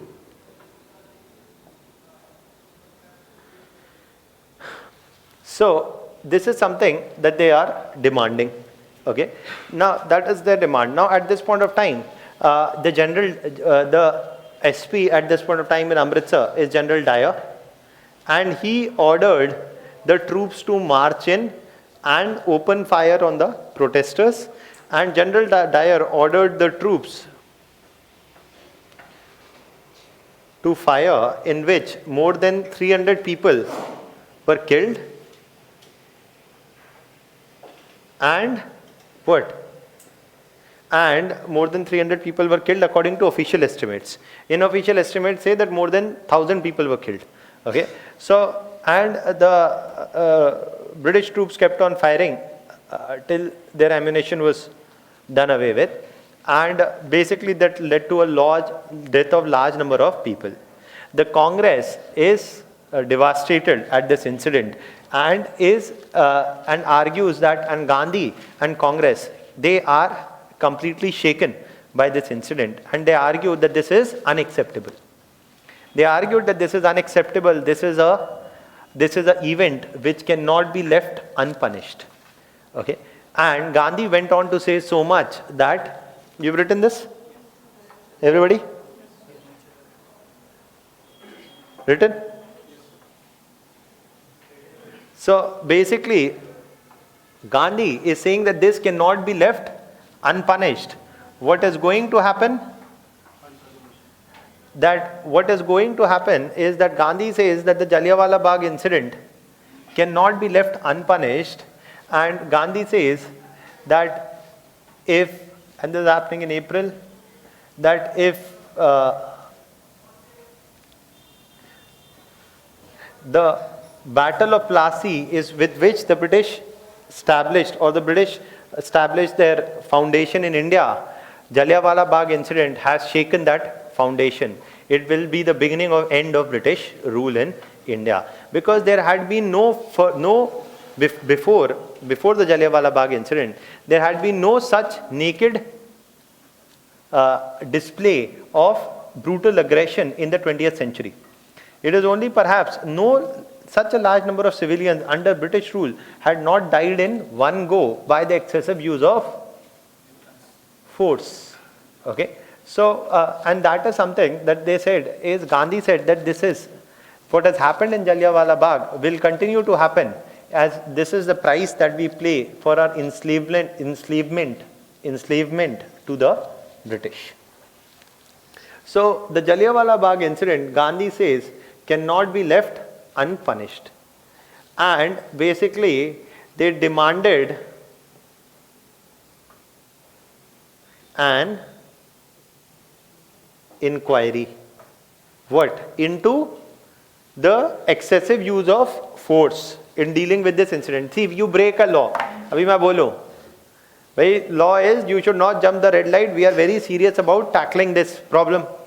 तो क्या करते हैं? Whoever jumps the red light, shoot them. ऐसे क्या ट्रैफिक पुलिस को बोला कुछ नहीं है, यहाँ बैठो, ये लो बंदूक, जो आए जो जंप करे उड़ा दो. Just because you break a law, देखिए सारी ethical problems हैं ये. अरे you are breaking a law, so should I take away your life? The point is, such a excessive use of force, is it justified? So that is there. तो ये एक ethical question क्या है? अरे when is death penalty justified? अरे भाई क्यों? मैं आपको गोली मार दूं तो मुझे should I be given a death penalty? Then why don't we apply this idea to every? Reason find करना चाहिए. फिर मतलब मैं बोलूं कि अभी ये हो रहा था कि आप मेरी पार्किंग स्पेस में लगा दिया, मैं निकला, मुझे गुस्सा आया, ठोक दिया. फिर अभी justified to give me death penalty? No. My reason is what? Valid enough? Invalid enough? अभी हम पार्लियामेंट पर अटैक कर दिया, फिर जस्टिफाइड? फिर जस्टिफाइड है? हाँ, क्यों? पीपल रिप्रेजेंटेटिव्स पे अटैक करा तो जस्टिफाइड है डेथ पेनल्टी, पीपल पे किया तो वहाँ बहुत सारे लोग हैं, उनकी वैल्यू ज़्यादा है, उनकी फेस वैल्यू ज़्यादा है. देखिए, मैं I am not giving you any answer, I am just trying to basically raise that question. When is death penalty justified, unjustified? There's a certain amount of ethical questions associated with it. ये आपको पता होना चाहिए, कभी ना कभी आएगा ये सवाल एथिक्स में, देख लीजिएगा ये आएगा. अब बस आपके समय में आ जाए, आप यही बनाइए. देखिए, मैं भी आपको बता रहा हूँ. Before the mains examination I took 2 classes in political science के बैच में, 2 days back to back, no 3 classes, 3 days back to back. उन 3 क्लासेस में से 3 क्वेश्चन आए जीएस के पेपर में. 3 topics I took. Election commission, there was the question, the other question was on CAG. There was one class I took on CAG, one on election commission, and the third on human rights commissions. एक commissions करके एक पूरा topic है political science के paper में. So we took 3 classes. In 3 classes, all the 3 questions came. One was overlapping jurisdiction, the other was on CAG, and the third one on VWAT and all those things. तो ऐसा नहीं है कि कुछ भी बकवास कर रहे हैं, लेकिन हाँ, if your day is lucky enough and you have read also and you are lucky enough, तो आपने जो पढ़ा है वो आ जाएगा, है ना. अभी लेकिन इसका मतलब ये नहीं कि you'll always be lucky, right? But you have to do your part. That is why ऐसा नहीं है कि मैं क्लास में कुछ बोल रहा हूँ कि वहाँ का कोई चलते चलते उस क्लास में, एक क्लास में दोनों में से किसी ने ऐसी सवाल पूछा, तो एक क्लास में I told about कि जुडिशियल एस्पेक्ट पे बात हो रही थी कि can't CAG take the matter to courts etc. So I said that there is also one thing that you should understand about courts, and that is tribunalization of justice. Tribunalization of justice basically refers to the fact that increasingly the number of tribunals are rising and they are eating out on the jurisdiction of the judiciary. This is the issue that आप पढ़ लीजिएगा. तो जिसने पढ़ लिया होगा वो चौथा क्वेश्चन था, वो भी क्वेश्चन था इसी साल के पेपर में. I am not saying that I have any professing to have any magical powers. But अगर आपको पता है कि क्या इंपॉर्टेंट है और आप वो ध्यान रखेंगे, तो जब आप एथिक्स पढ़ें तो ये ध्यान जरूर दीजिएगा कि डेथ पेनल्टी रिलेटेड जो एथिकल इश्यूज है, when is it justified, when is it not justified, ये आपको पता होना चाहिए. When is in euthanasia justified, when is it not justified, what is passive euthanasia, what is active euthanasia, कब क्या justified है, अरुणा शॉनबाग जजमेंट है, 2-3 और चीजें. तो ये आपको बेसिक पता होना चाहिए. मतलब अगर आप एथिक्स पढ़ रहे हैं और आप morality of life and death ही नहीं पढ़ा, तो फिर क्या एथिक्स पढ़ा. So that is there. Now demanded an inquiry what into the excessive use of force.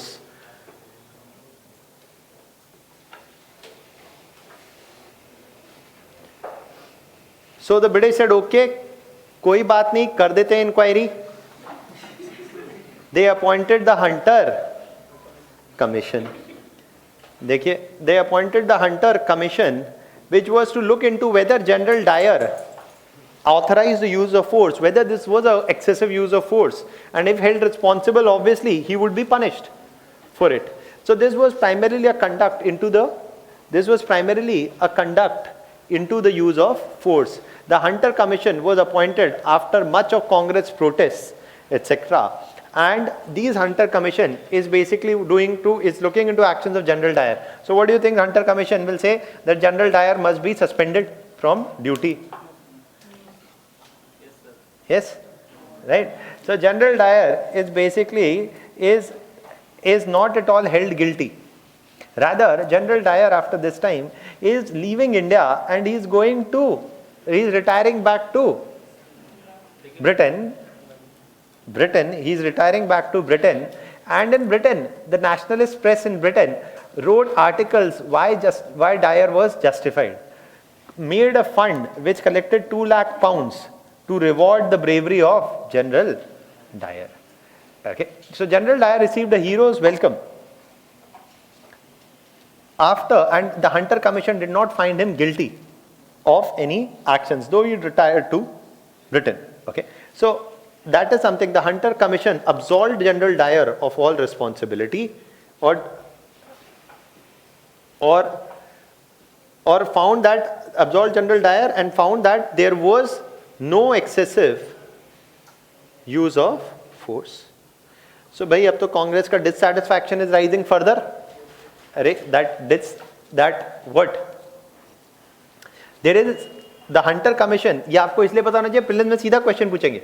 That what was the Hunter Commission appointed for? To look into the excessive use of force in dealing with the Jallianwala Bagh incident. Now, if this is what is the Hunter Commission saying, this is causing more discontent. On top of that, by 1919, there is discontent building up also because of another issue. And that is what? The Khilafat question. Right? So, let me just explain the Khilafat question, then if you have doubt, we can take that. Okay. देखिए, World War I came to an end, and so was what emerged was the Khilafat question.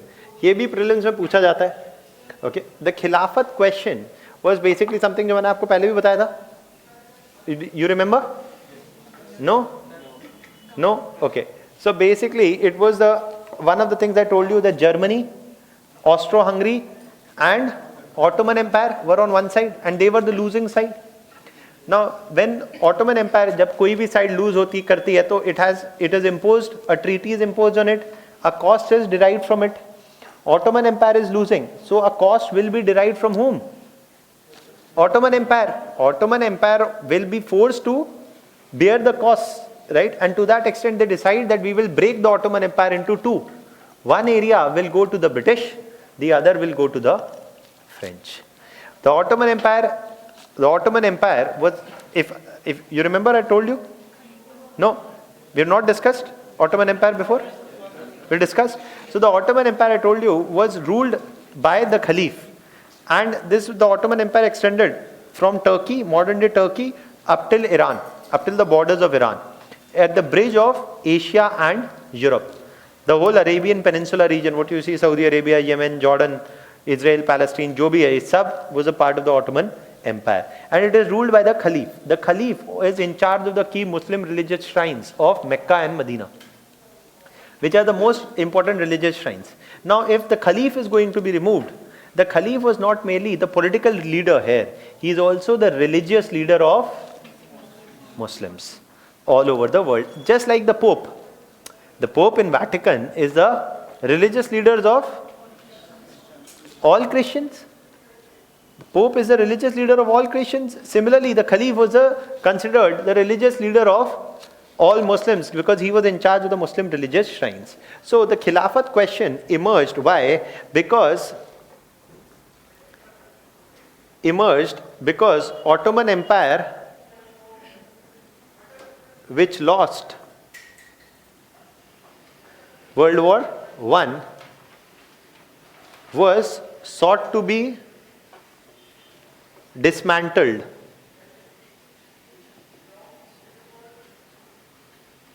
And the Caliph, in charge of Muslim religious shrines,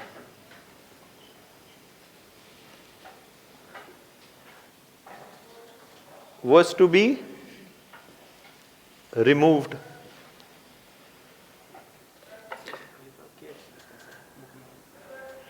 दोनों तरह से लिख सकते हैं, चाहे KHA लिख लीजिए आप खलीफ, चाहे CALIPH लिख लीजिए, दोनों तरीके होते हैं. जजिया लिखने के भी दो तरीके होते हैं, कई शब्दों को लिखने के कई तरीके हैं, है ना.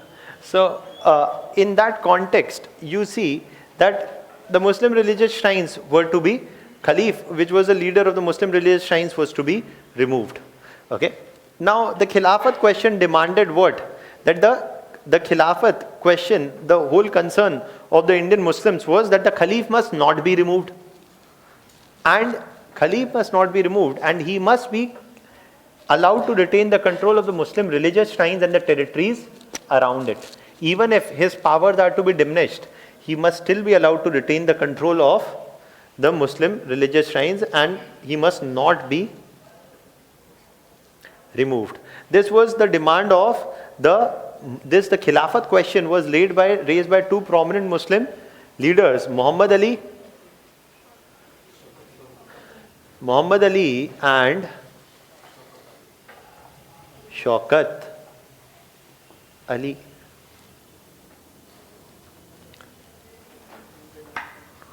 Raised by whom? Muhammad Ali and Shaukat Ali. Okay, so these were two prominent Muslim leaders associated with the Muslim League, and they are also raising this Khilafat question. Finally, the last issue also, so this also is causing what? Discontent amongst primarily Muslims against the British policy. And finally, the last major cause of discontent against the British is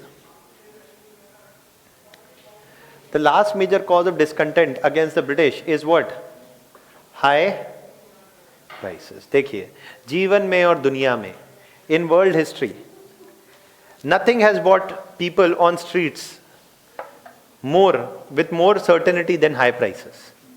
Okay, so when we'll study world history, we'll study in French Revolution, people came out on the streets because of food shortages and high prices. In Russia, when Russian Revolution happened, people came out on the streets because of food shortages and high prices. In India, even in 1919, because of World War I, what is happening? Shortages. Indian industries, firstly, the influx of British goods is what? Stopping, because of which good supply is already decreasing. And if there is supply is decreasing and the demand is more, it will lead to high prices, right? So there were shortages of goods, and these shortages of goods had led to high prices throughout World War I also, and that shortages of goods and high prices continued after World War I also. But coming out on the streets during World War I is not a very great idea, because the British would crack down. So high prices is also a cause of what? Discontent amongst the masses. So a discontent for all of this. World War I, Rowlatt Act, basically the discontent with the Government of India Act 1919. The discontent with the Government of India Act 1919, with the Rowlatt Act, with the Jallianwala Bagh incident, with the Hunter Commission report, with the Khilafat question, and with high prices is leading to what? The Khilafat non-cooperation movement. अभी इसी कहानी को हम 4 page में लिखते तो उससे क्या ही हो जाता? It's a wastage of time, frankly. Okay, if you can just build all of that together in one page. इन सब पे क्वेश्चन आता है प्रीलिम्स में, on Rowlatt Act, on Jallianwala Bagh incident, on Hunter Commission, on Khilafat question, and we will talk about the Government of India Act 1819 in more detail in a minute or two. Dissatisfaction with all of this led to what? That Congress in 1920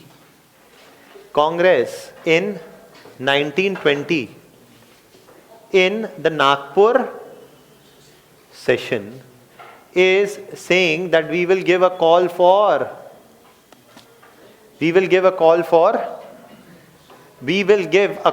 non-cooperation movement.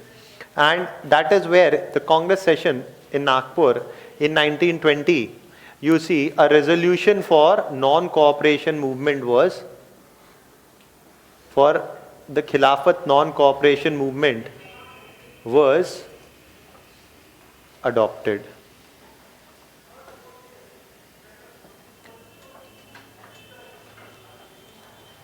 A resolution for Khilafat non-cooperation movement was adopted. That is why the Nagpur session is important.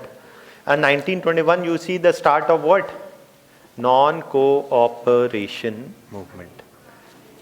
Abhi, if you have written this much, any doubts still here?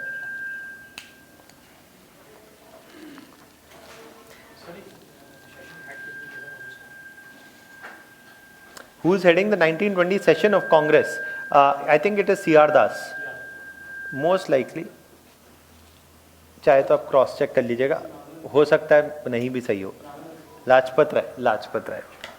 तो important anyways हमने इसलिए पहले ही precaution बोल दिया कि मेरे को नहीं है श्योर, वो नहीं याद रहता कौन सा सेशन हेड कर रहा है, unless and until something hugely significant. Gandhi is declared as the leader of the Khilafat non cooperation movement. Gandhi is to be given the leadership of the Khilafat non-cooperation movement. He is the declared leader of the Khilafat non-cooperation movement, who will take all decisions of how to start the movement or lead the movement. Now,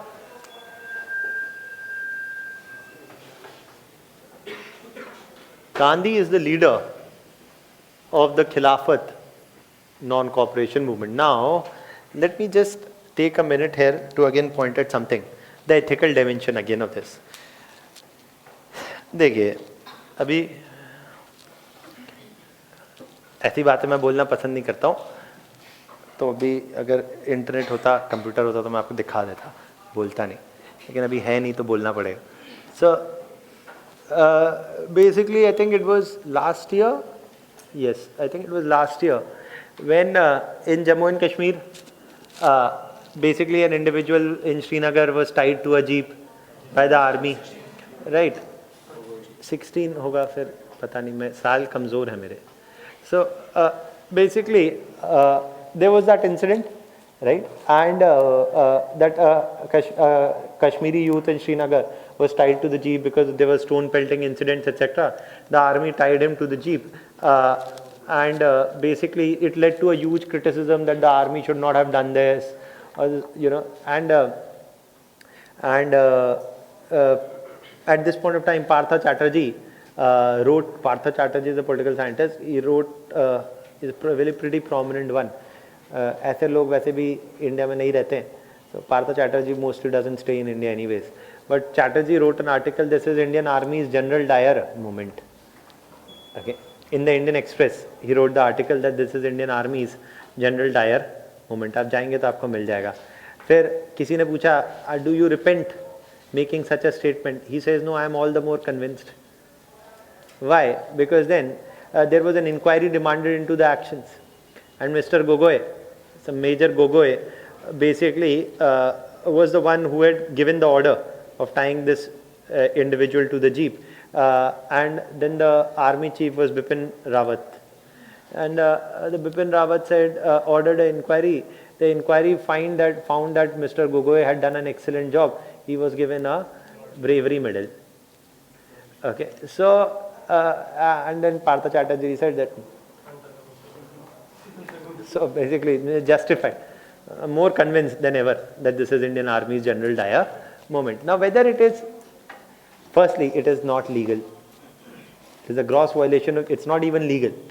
But the Indian Army argued that basically this is not a conventional war. It is an unconventional situation which requires the use of unconventional methods. Okay, and so this is atypical warfare, and so at times because of operational difficulties or ground level issues, the army may be forced to take certain practical considerations in mind, and that's why it took the decision. So ठीक है, let's say that legally it is, or वैसे legally भी नहीं है, but practically it was something that was the necessity.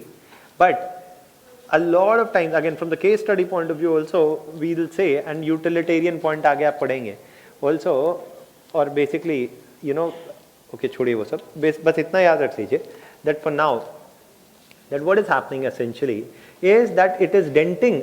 Ethically, obviously it is wrong because you are using an individual as a shield. Okay, and that is something which is considered an unjust practice in war also. To use a human shield is considered a unjust practice even during times of war. Okay, and even if it is a typical war, it was something that from an ethical point of view would be unjustified. And also more importantly, चलिए छोड़िए ethics की बात, practically also it is denting the army's image, that it is basically acting in such a manner. तो फिर कुछ महीनों बाद क्या हुआ कि एक बाबा है हरियाणा वाले, क्या था उनका नाम मैं भूल गया हूँ, Ram Rahim. So basically Babaji was convicted of certain actions, and then he is being imprisoned. Then his supporters came out on the street. Army had to be called in. And the army had to be called in to basically, because these individuals were resorting to violence, etc. Army is called in. Then some people said that why don't we tie Ram Rahim to the jeep and march him around. Peace. Nobody will pelt anything. So that we should make this a standard operating procedure. If there is a religious riot, tie a Hindu, tie a Muslim, march them. That was not possible, sir, at the time. Huh? That was not possible at the time. The crowd was too heavy at one point. So, okay. So basically, crowd was too heavy, so we could not tie Ram Rahim. In the Instead of taking him by road, military people took him through helicopter to Sunan. Yes, very nice. So basically, the same thing. So this could become a standard operating procedure. Every time there is a conflict zone, India should tie local individuals to the jeep and march them around. We'll set new ways of tackling insurgency. In the long term, this will fuel more insurgency.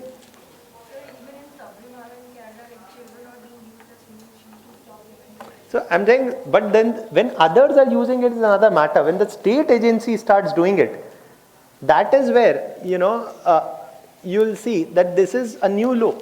So in that context, I mean, you can look at it as a case study also.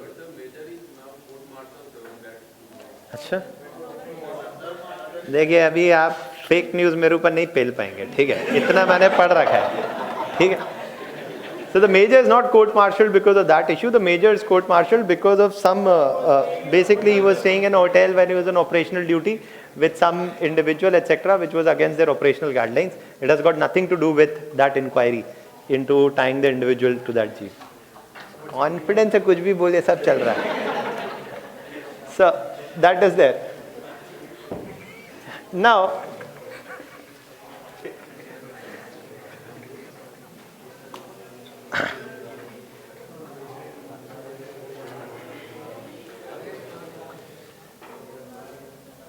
देखिए, now we'll go ahead and now talk about what is happening 1921 onwards. But before that, we'll talk about why is there a dissatisfaction with the Government of India Act 1919 and what are its provisions. Now, see, this is important. It has been asked in prelims before. Last to last year, there was a question on Government of India Act 1919. Last year, there was a question on 1935. Okay, so they're repeatedly asked time and again.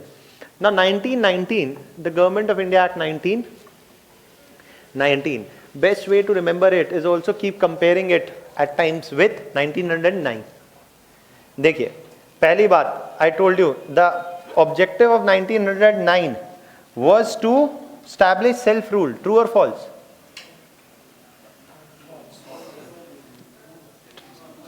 The objective of 1909 Act was to establish self-rule, true or false? हमने लिखा भी है वहां पे, बड़ा बड़ा मैंने आपको लिखवाया होगा. Objective is not to establish self rule as the British had argued. खोल लीजिए, थोड़ा पीछे पलटिए, रिवीजन करने का भी अच्छा तरीका है. देखिए देखिए, लिखा है आपने.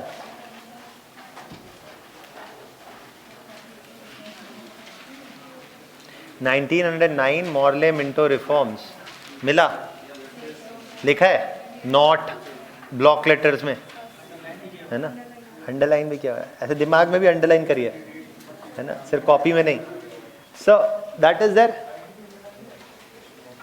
वहां पे भी मैंने बताया था, मैं फिर बता रहा हूं, that the objective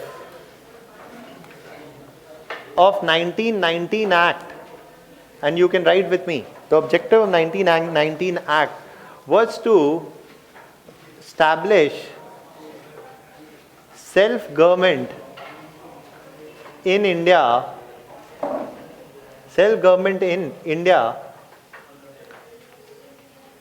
at an early date. देखिए, अब अगली क्लास में आए मेरी, तो रिवाइज करके आइएगा पीछे का. नया कुछ नहीं पढ़ना है, जितना मैं क्लास में कर दूं आप उतना तो करिए पहले revise. Okay, because revision is the key. Okay, at an early date, but which date, that is not mentioned. Okay, तो विकास तो आएगा, वो भी पता है, 2024 तक आ जाएगा. हाउसिंग देखिए, 2024 India will become Ram Rajya, house for all, health for all, everything for all will be by 2024. India of my dreams will be achieved. So that is that. So the government of India act 1919's first objective is to establish self-government. Second objective of the Government of India Act 1919 is that, okay, now going forward with this objective, it's just important you take a minute here to understand the significance of this statement. The significance of this statement is that the British are saying that we want to establish self-governing institutions in India. Self-governing institutions meaning giving more and more autonomy to whom? Indians. Now, if they are willing to establish self-governing institutions in India, if Indians are now demanding Swaraj on the lines of white British colonies, is it a legal demand or a illegal demand? Legal demand. जब वो खुद ही कह रहे हैं that we want to establish self-governing institutions in India, तो आप मांग लिए, तो क्या गधा हो गया? You are legally allowed to ask something that the government itself is saying it wants to do, right? So establishing self-governing institutions in India, this was to be the objective of this act. From now on, if the Congress was to demand self-government, it was not something illegal or paralegal or whatever, it is squarely legal or it is clearly legal. Second, देखिए अभी वही 1909 में मैंने आपको बताया that in 1909 what is happening in 1909 in a separate electorate is happening, that is true. And okay, if you talked about separate electorates, so here separate electorates were extended apart from Muslims to other minorities as well, like Sikhs, like Anglo-Indians, and also to not just religious minorities but also linguistic ones.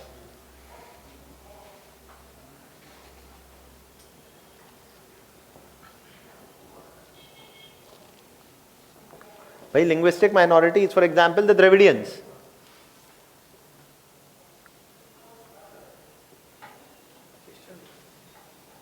So that is there. Okay, now we'll talk about Dravidians etc. more बाद में, लेकिन अभी बस आप इतना याद रखिए इनको भी मिल रहा है. उसके बाद one of the other things is that ये और एक simple fact है, women for the first time were granted the right to vote. Abhi women are being granted the right to vote for the very first time. Iske pehle you do not see women are granted right to vote. Actually it is Sarojini Naidu who is leading a women delegation of Indian representatives demanding that 1919 Act must grant a right to vote to women, because in 1918 end in Britain also women were granted the right to vote for the very first time. When World War I ended in Britain, women were granted right to vote. In 1919, when Indian reforms are pending, the Congress women representatives like Sarojini Naidu went with the delegation demanding voting rights for women also. Again, women are all, not all women are granted voting rights, but again on the basis of education, status, etc. Only a restricted number of women are to be granted voting rights, but a start is made. That is something that you need to remember. Because ये आपको prelims में सीधा सीधा statements देंगे and tell you to pick up which of the following are true or which of the following are not true. Okay, so you need to know. Then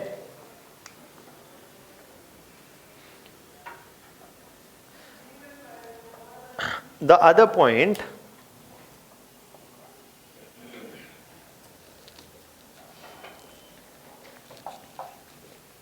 these are the three statements. The fourth point, which is also introduced, and from here will start the dissatisfaction. I mean, the Congress is still not supportive of the idea of separate electorates, but nonetheless, a bigger point of dissatisfaction for the Congress that emerges. And yes, 1916, the Congress said that okay, we are supportive of Congress Muslim League position on separate electorate. So that is why they're not saying anything much at this point of time on this issue.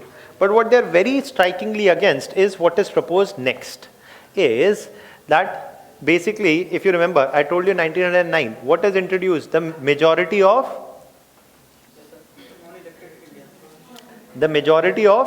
Indians is introduced. Okay, so majority of Indians is introduced, which includes elected and non-elected representatives for the first time in 1909. We discussed. What is, I told you there also that in 1919 for the first time majority of elected Indians was to be introduced where? In the provincial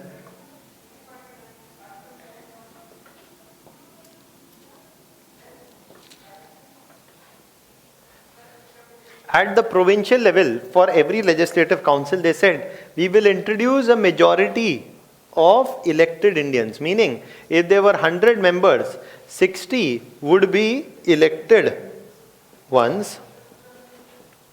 There could be 20 who are non-elected Indians, and there could be 20 who are British officials. So this is something they're saying, majority of elected Indians is introduced for the first time. अभी इसको याद रखने का बिल्कुल simple तरीका है केजरीवाल. कैसे? we'll come to it in a minute, because there's a certain problem. अभी ये Indian elected individuals are given majority. अभी ये क्या करेंगे? अंदर बैठ के ताली बजाएंगे? What will they do in the legislative council? They are supposed to do something. ये elect होके कुछ आए तो कुछ करेंगे, right? So they are the ones. They are saying कि okay, you elected individuals, you want self government. We want to give you self government. So we will allow you to form what? Ministries. We will allow you to form your ministries at the level of provinces, not at center, but at the level of provinces. कैसे? They said we will introduce diarchy at the level of provinces. देखिए, पहली बात, what is diarchy? देखिए, what is monarchy? Rule of one. Rule of one is monarchy, rule of two is diarchy, rule of three is oligarchy, है ना? Triarchy, quarterarchy, pentarchy, ऐसे कुछ भी नहीं. More than two is oligarchy. Okay? The rule of more than two is oligarchy. But what is to be understood? Do not confuse, and I am saying this with utmost importance. और यही मैं तब से ही चिल्ला रहा हूँ, ये आया भी था, यही आया था question. They just asked that Government of India Act 1919 introduced diarchy. What does diarchy mean? Okay, तो आपको ये पता होना चाहिए. Firstly, do not confuse diarchy with what? Federalism. Do not confuse diarchy with federalism. कि there is one central government, there is one state government. So that is diarchy. अरे then तो we have one local government also. Then you should say India is a oligarchy. अरे we say India is a democracy, neither is a monarchy nor it is a diarchy. Okay? So it is not a monarchy or diarchy. Monarchy का point ये नहीं है कि different levels of government को you are saying that there are two rulers or three rulers, etc. What we say on the other hand is that is what? Having independent and powerful central and state governments is a feature of what? Federalism. That is federalism, और वो आपको detail में पढ़ाया जाएगा अलग से. Okay, but ये मैं इसीलिए बता रहा हूँ ताकि आप बाद में कंफ्यूज ना करें. डायरकी में क्या है? There are two rulers at the same level. इसीलिए बोल रहा हूँ Kejriwal, you have the governor Baijal and you also have the chief minister. Both are ruling in Delhi or not? Right? So that is what is diarchy. There are two rulers at the same level. ऐसा नहीं है India में dyarchy नहीं थी. You had Sonia Gandhi and Manmohan Singh, both ruling at the center.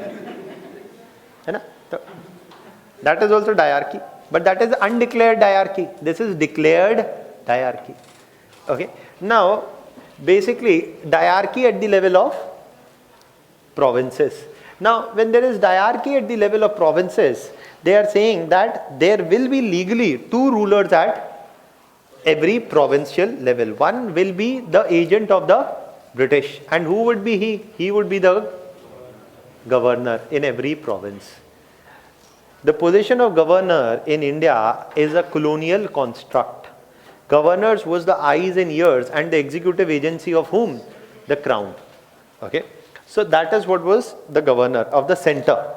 Okay. In that context. And here, basically the governor is the one who was to be in charge of certain issues, as he was to make laws and implement laws on certain issues which were termed as reserved subjects, which continued to remain reserved for the governor. But on some issues, powers were to be transferred to whom? Elected. On some issues, powers were to be transferred to elected individuals. Okay? These elected individuals, they were to rule on transferred subjects. अभी अब आपको यहाँ पे ये नहीं करना है कि सर ये सेंट्रल लिस्ट है और ये स्टेट लिस्ट है ना, एक ज्ञान नहीं लगाना है, ऐसा कुछ नहीं है. ठीक है, no central state list, concurrent list, ऐसा कुछ नहीं है. Here, reserved list included obviously things which are valuable or invaluable to the British. Valuable. What is valuable to British is taxation, budget, law and order, right? All these things are valuable to the British. They maintain a strict control over all these things. मैंने पहले ही बोला budget का control नहीं देंगे. The British will not give up the control of the budget. This is a point I told you before also. If you don't remember, I'm telling you again. Budget is something that the British want to maintain a complete control on. Why? Because they want to decide how taxes are raised, what taxes are raised, and how the money is spent. That is why they are here. Okay, so that is there. But certain power to make laws on certain subjects is actually transferred to whom? To the elected representatives, and these transferred subjects included things like Kejriwal. अरे पूरा केजरीवाल है. Health, education, local government also was basically being transferred to the whom? To the elected individuals. Now, but Congress says we are not happy with this diarchy. Why? Because Congress says this is an irrational system of division of power. Congress ये नहीं कह रहा है कि we have a problem with division of power. Congress is saying कि ठीक है कोई नहीं, आप elected ministries को खुश दे रहे हो, हम खुश हैं. But we are unhappy with what? With the Congress criticized the diarchy and said that criticized the irrational distribution of power. भाई क्यों? What is irrational about this distribution? That if you want to make a policy to provide health to all, education, health, etc. to the masses, then you will have to make new schemes. Modi ji has bought Ayushman Bharat. That will require what? Funds. And funds are under the control of whom?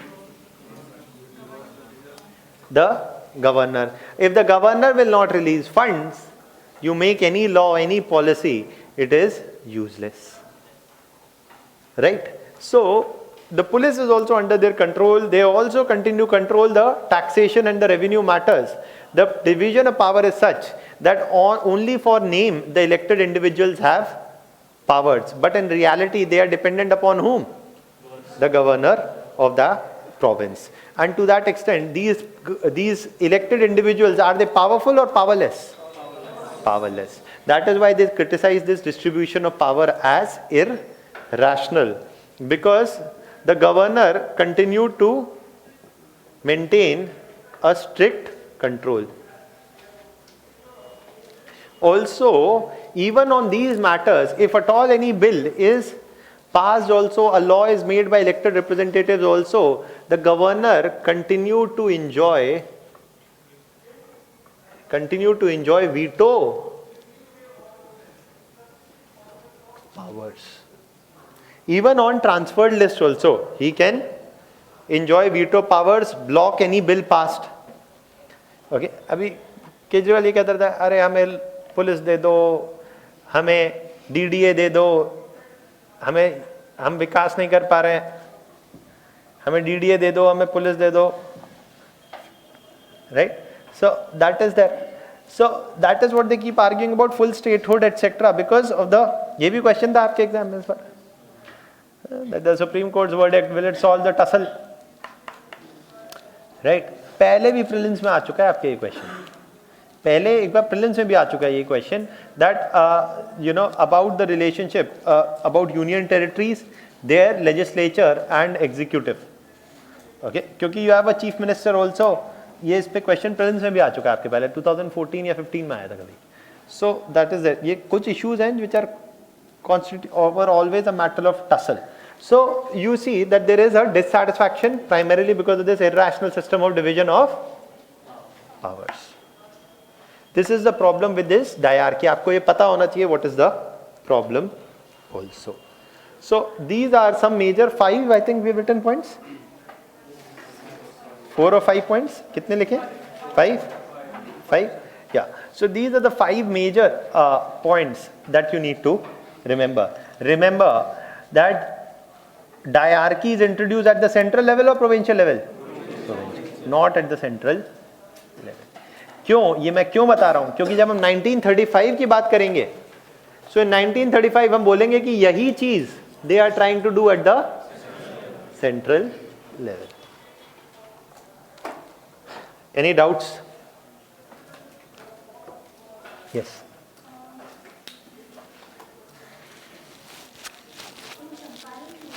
Huh.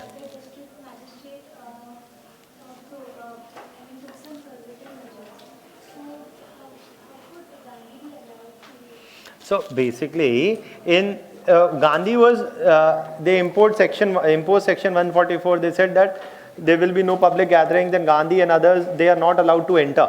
But Gandhi and others basically chose to ignore the directive and enter nonetheless.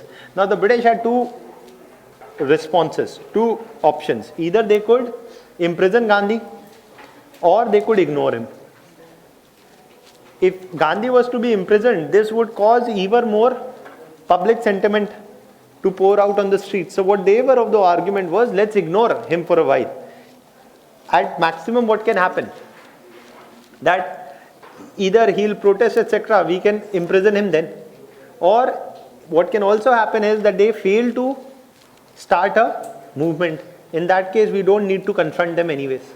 So basically, they're choosing to ignore for now and saying that if we need to deal with him directly, then we can do this at a later stage. So that is that. It's a part of political strategy of both. Yeah.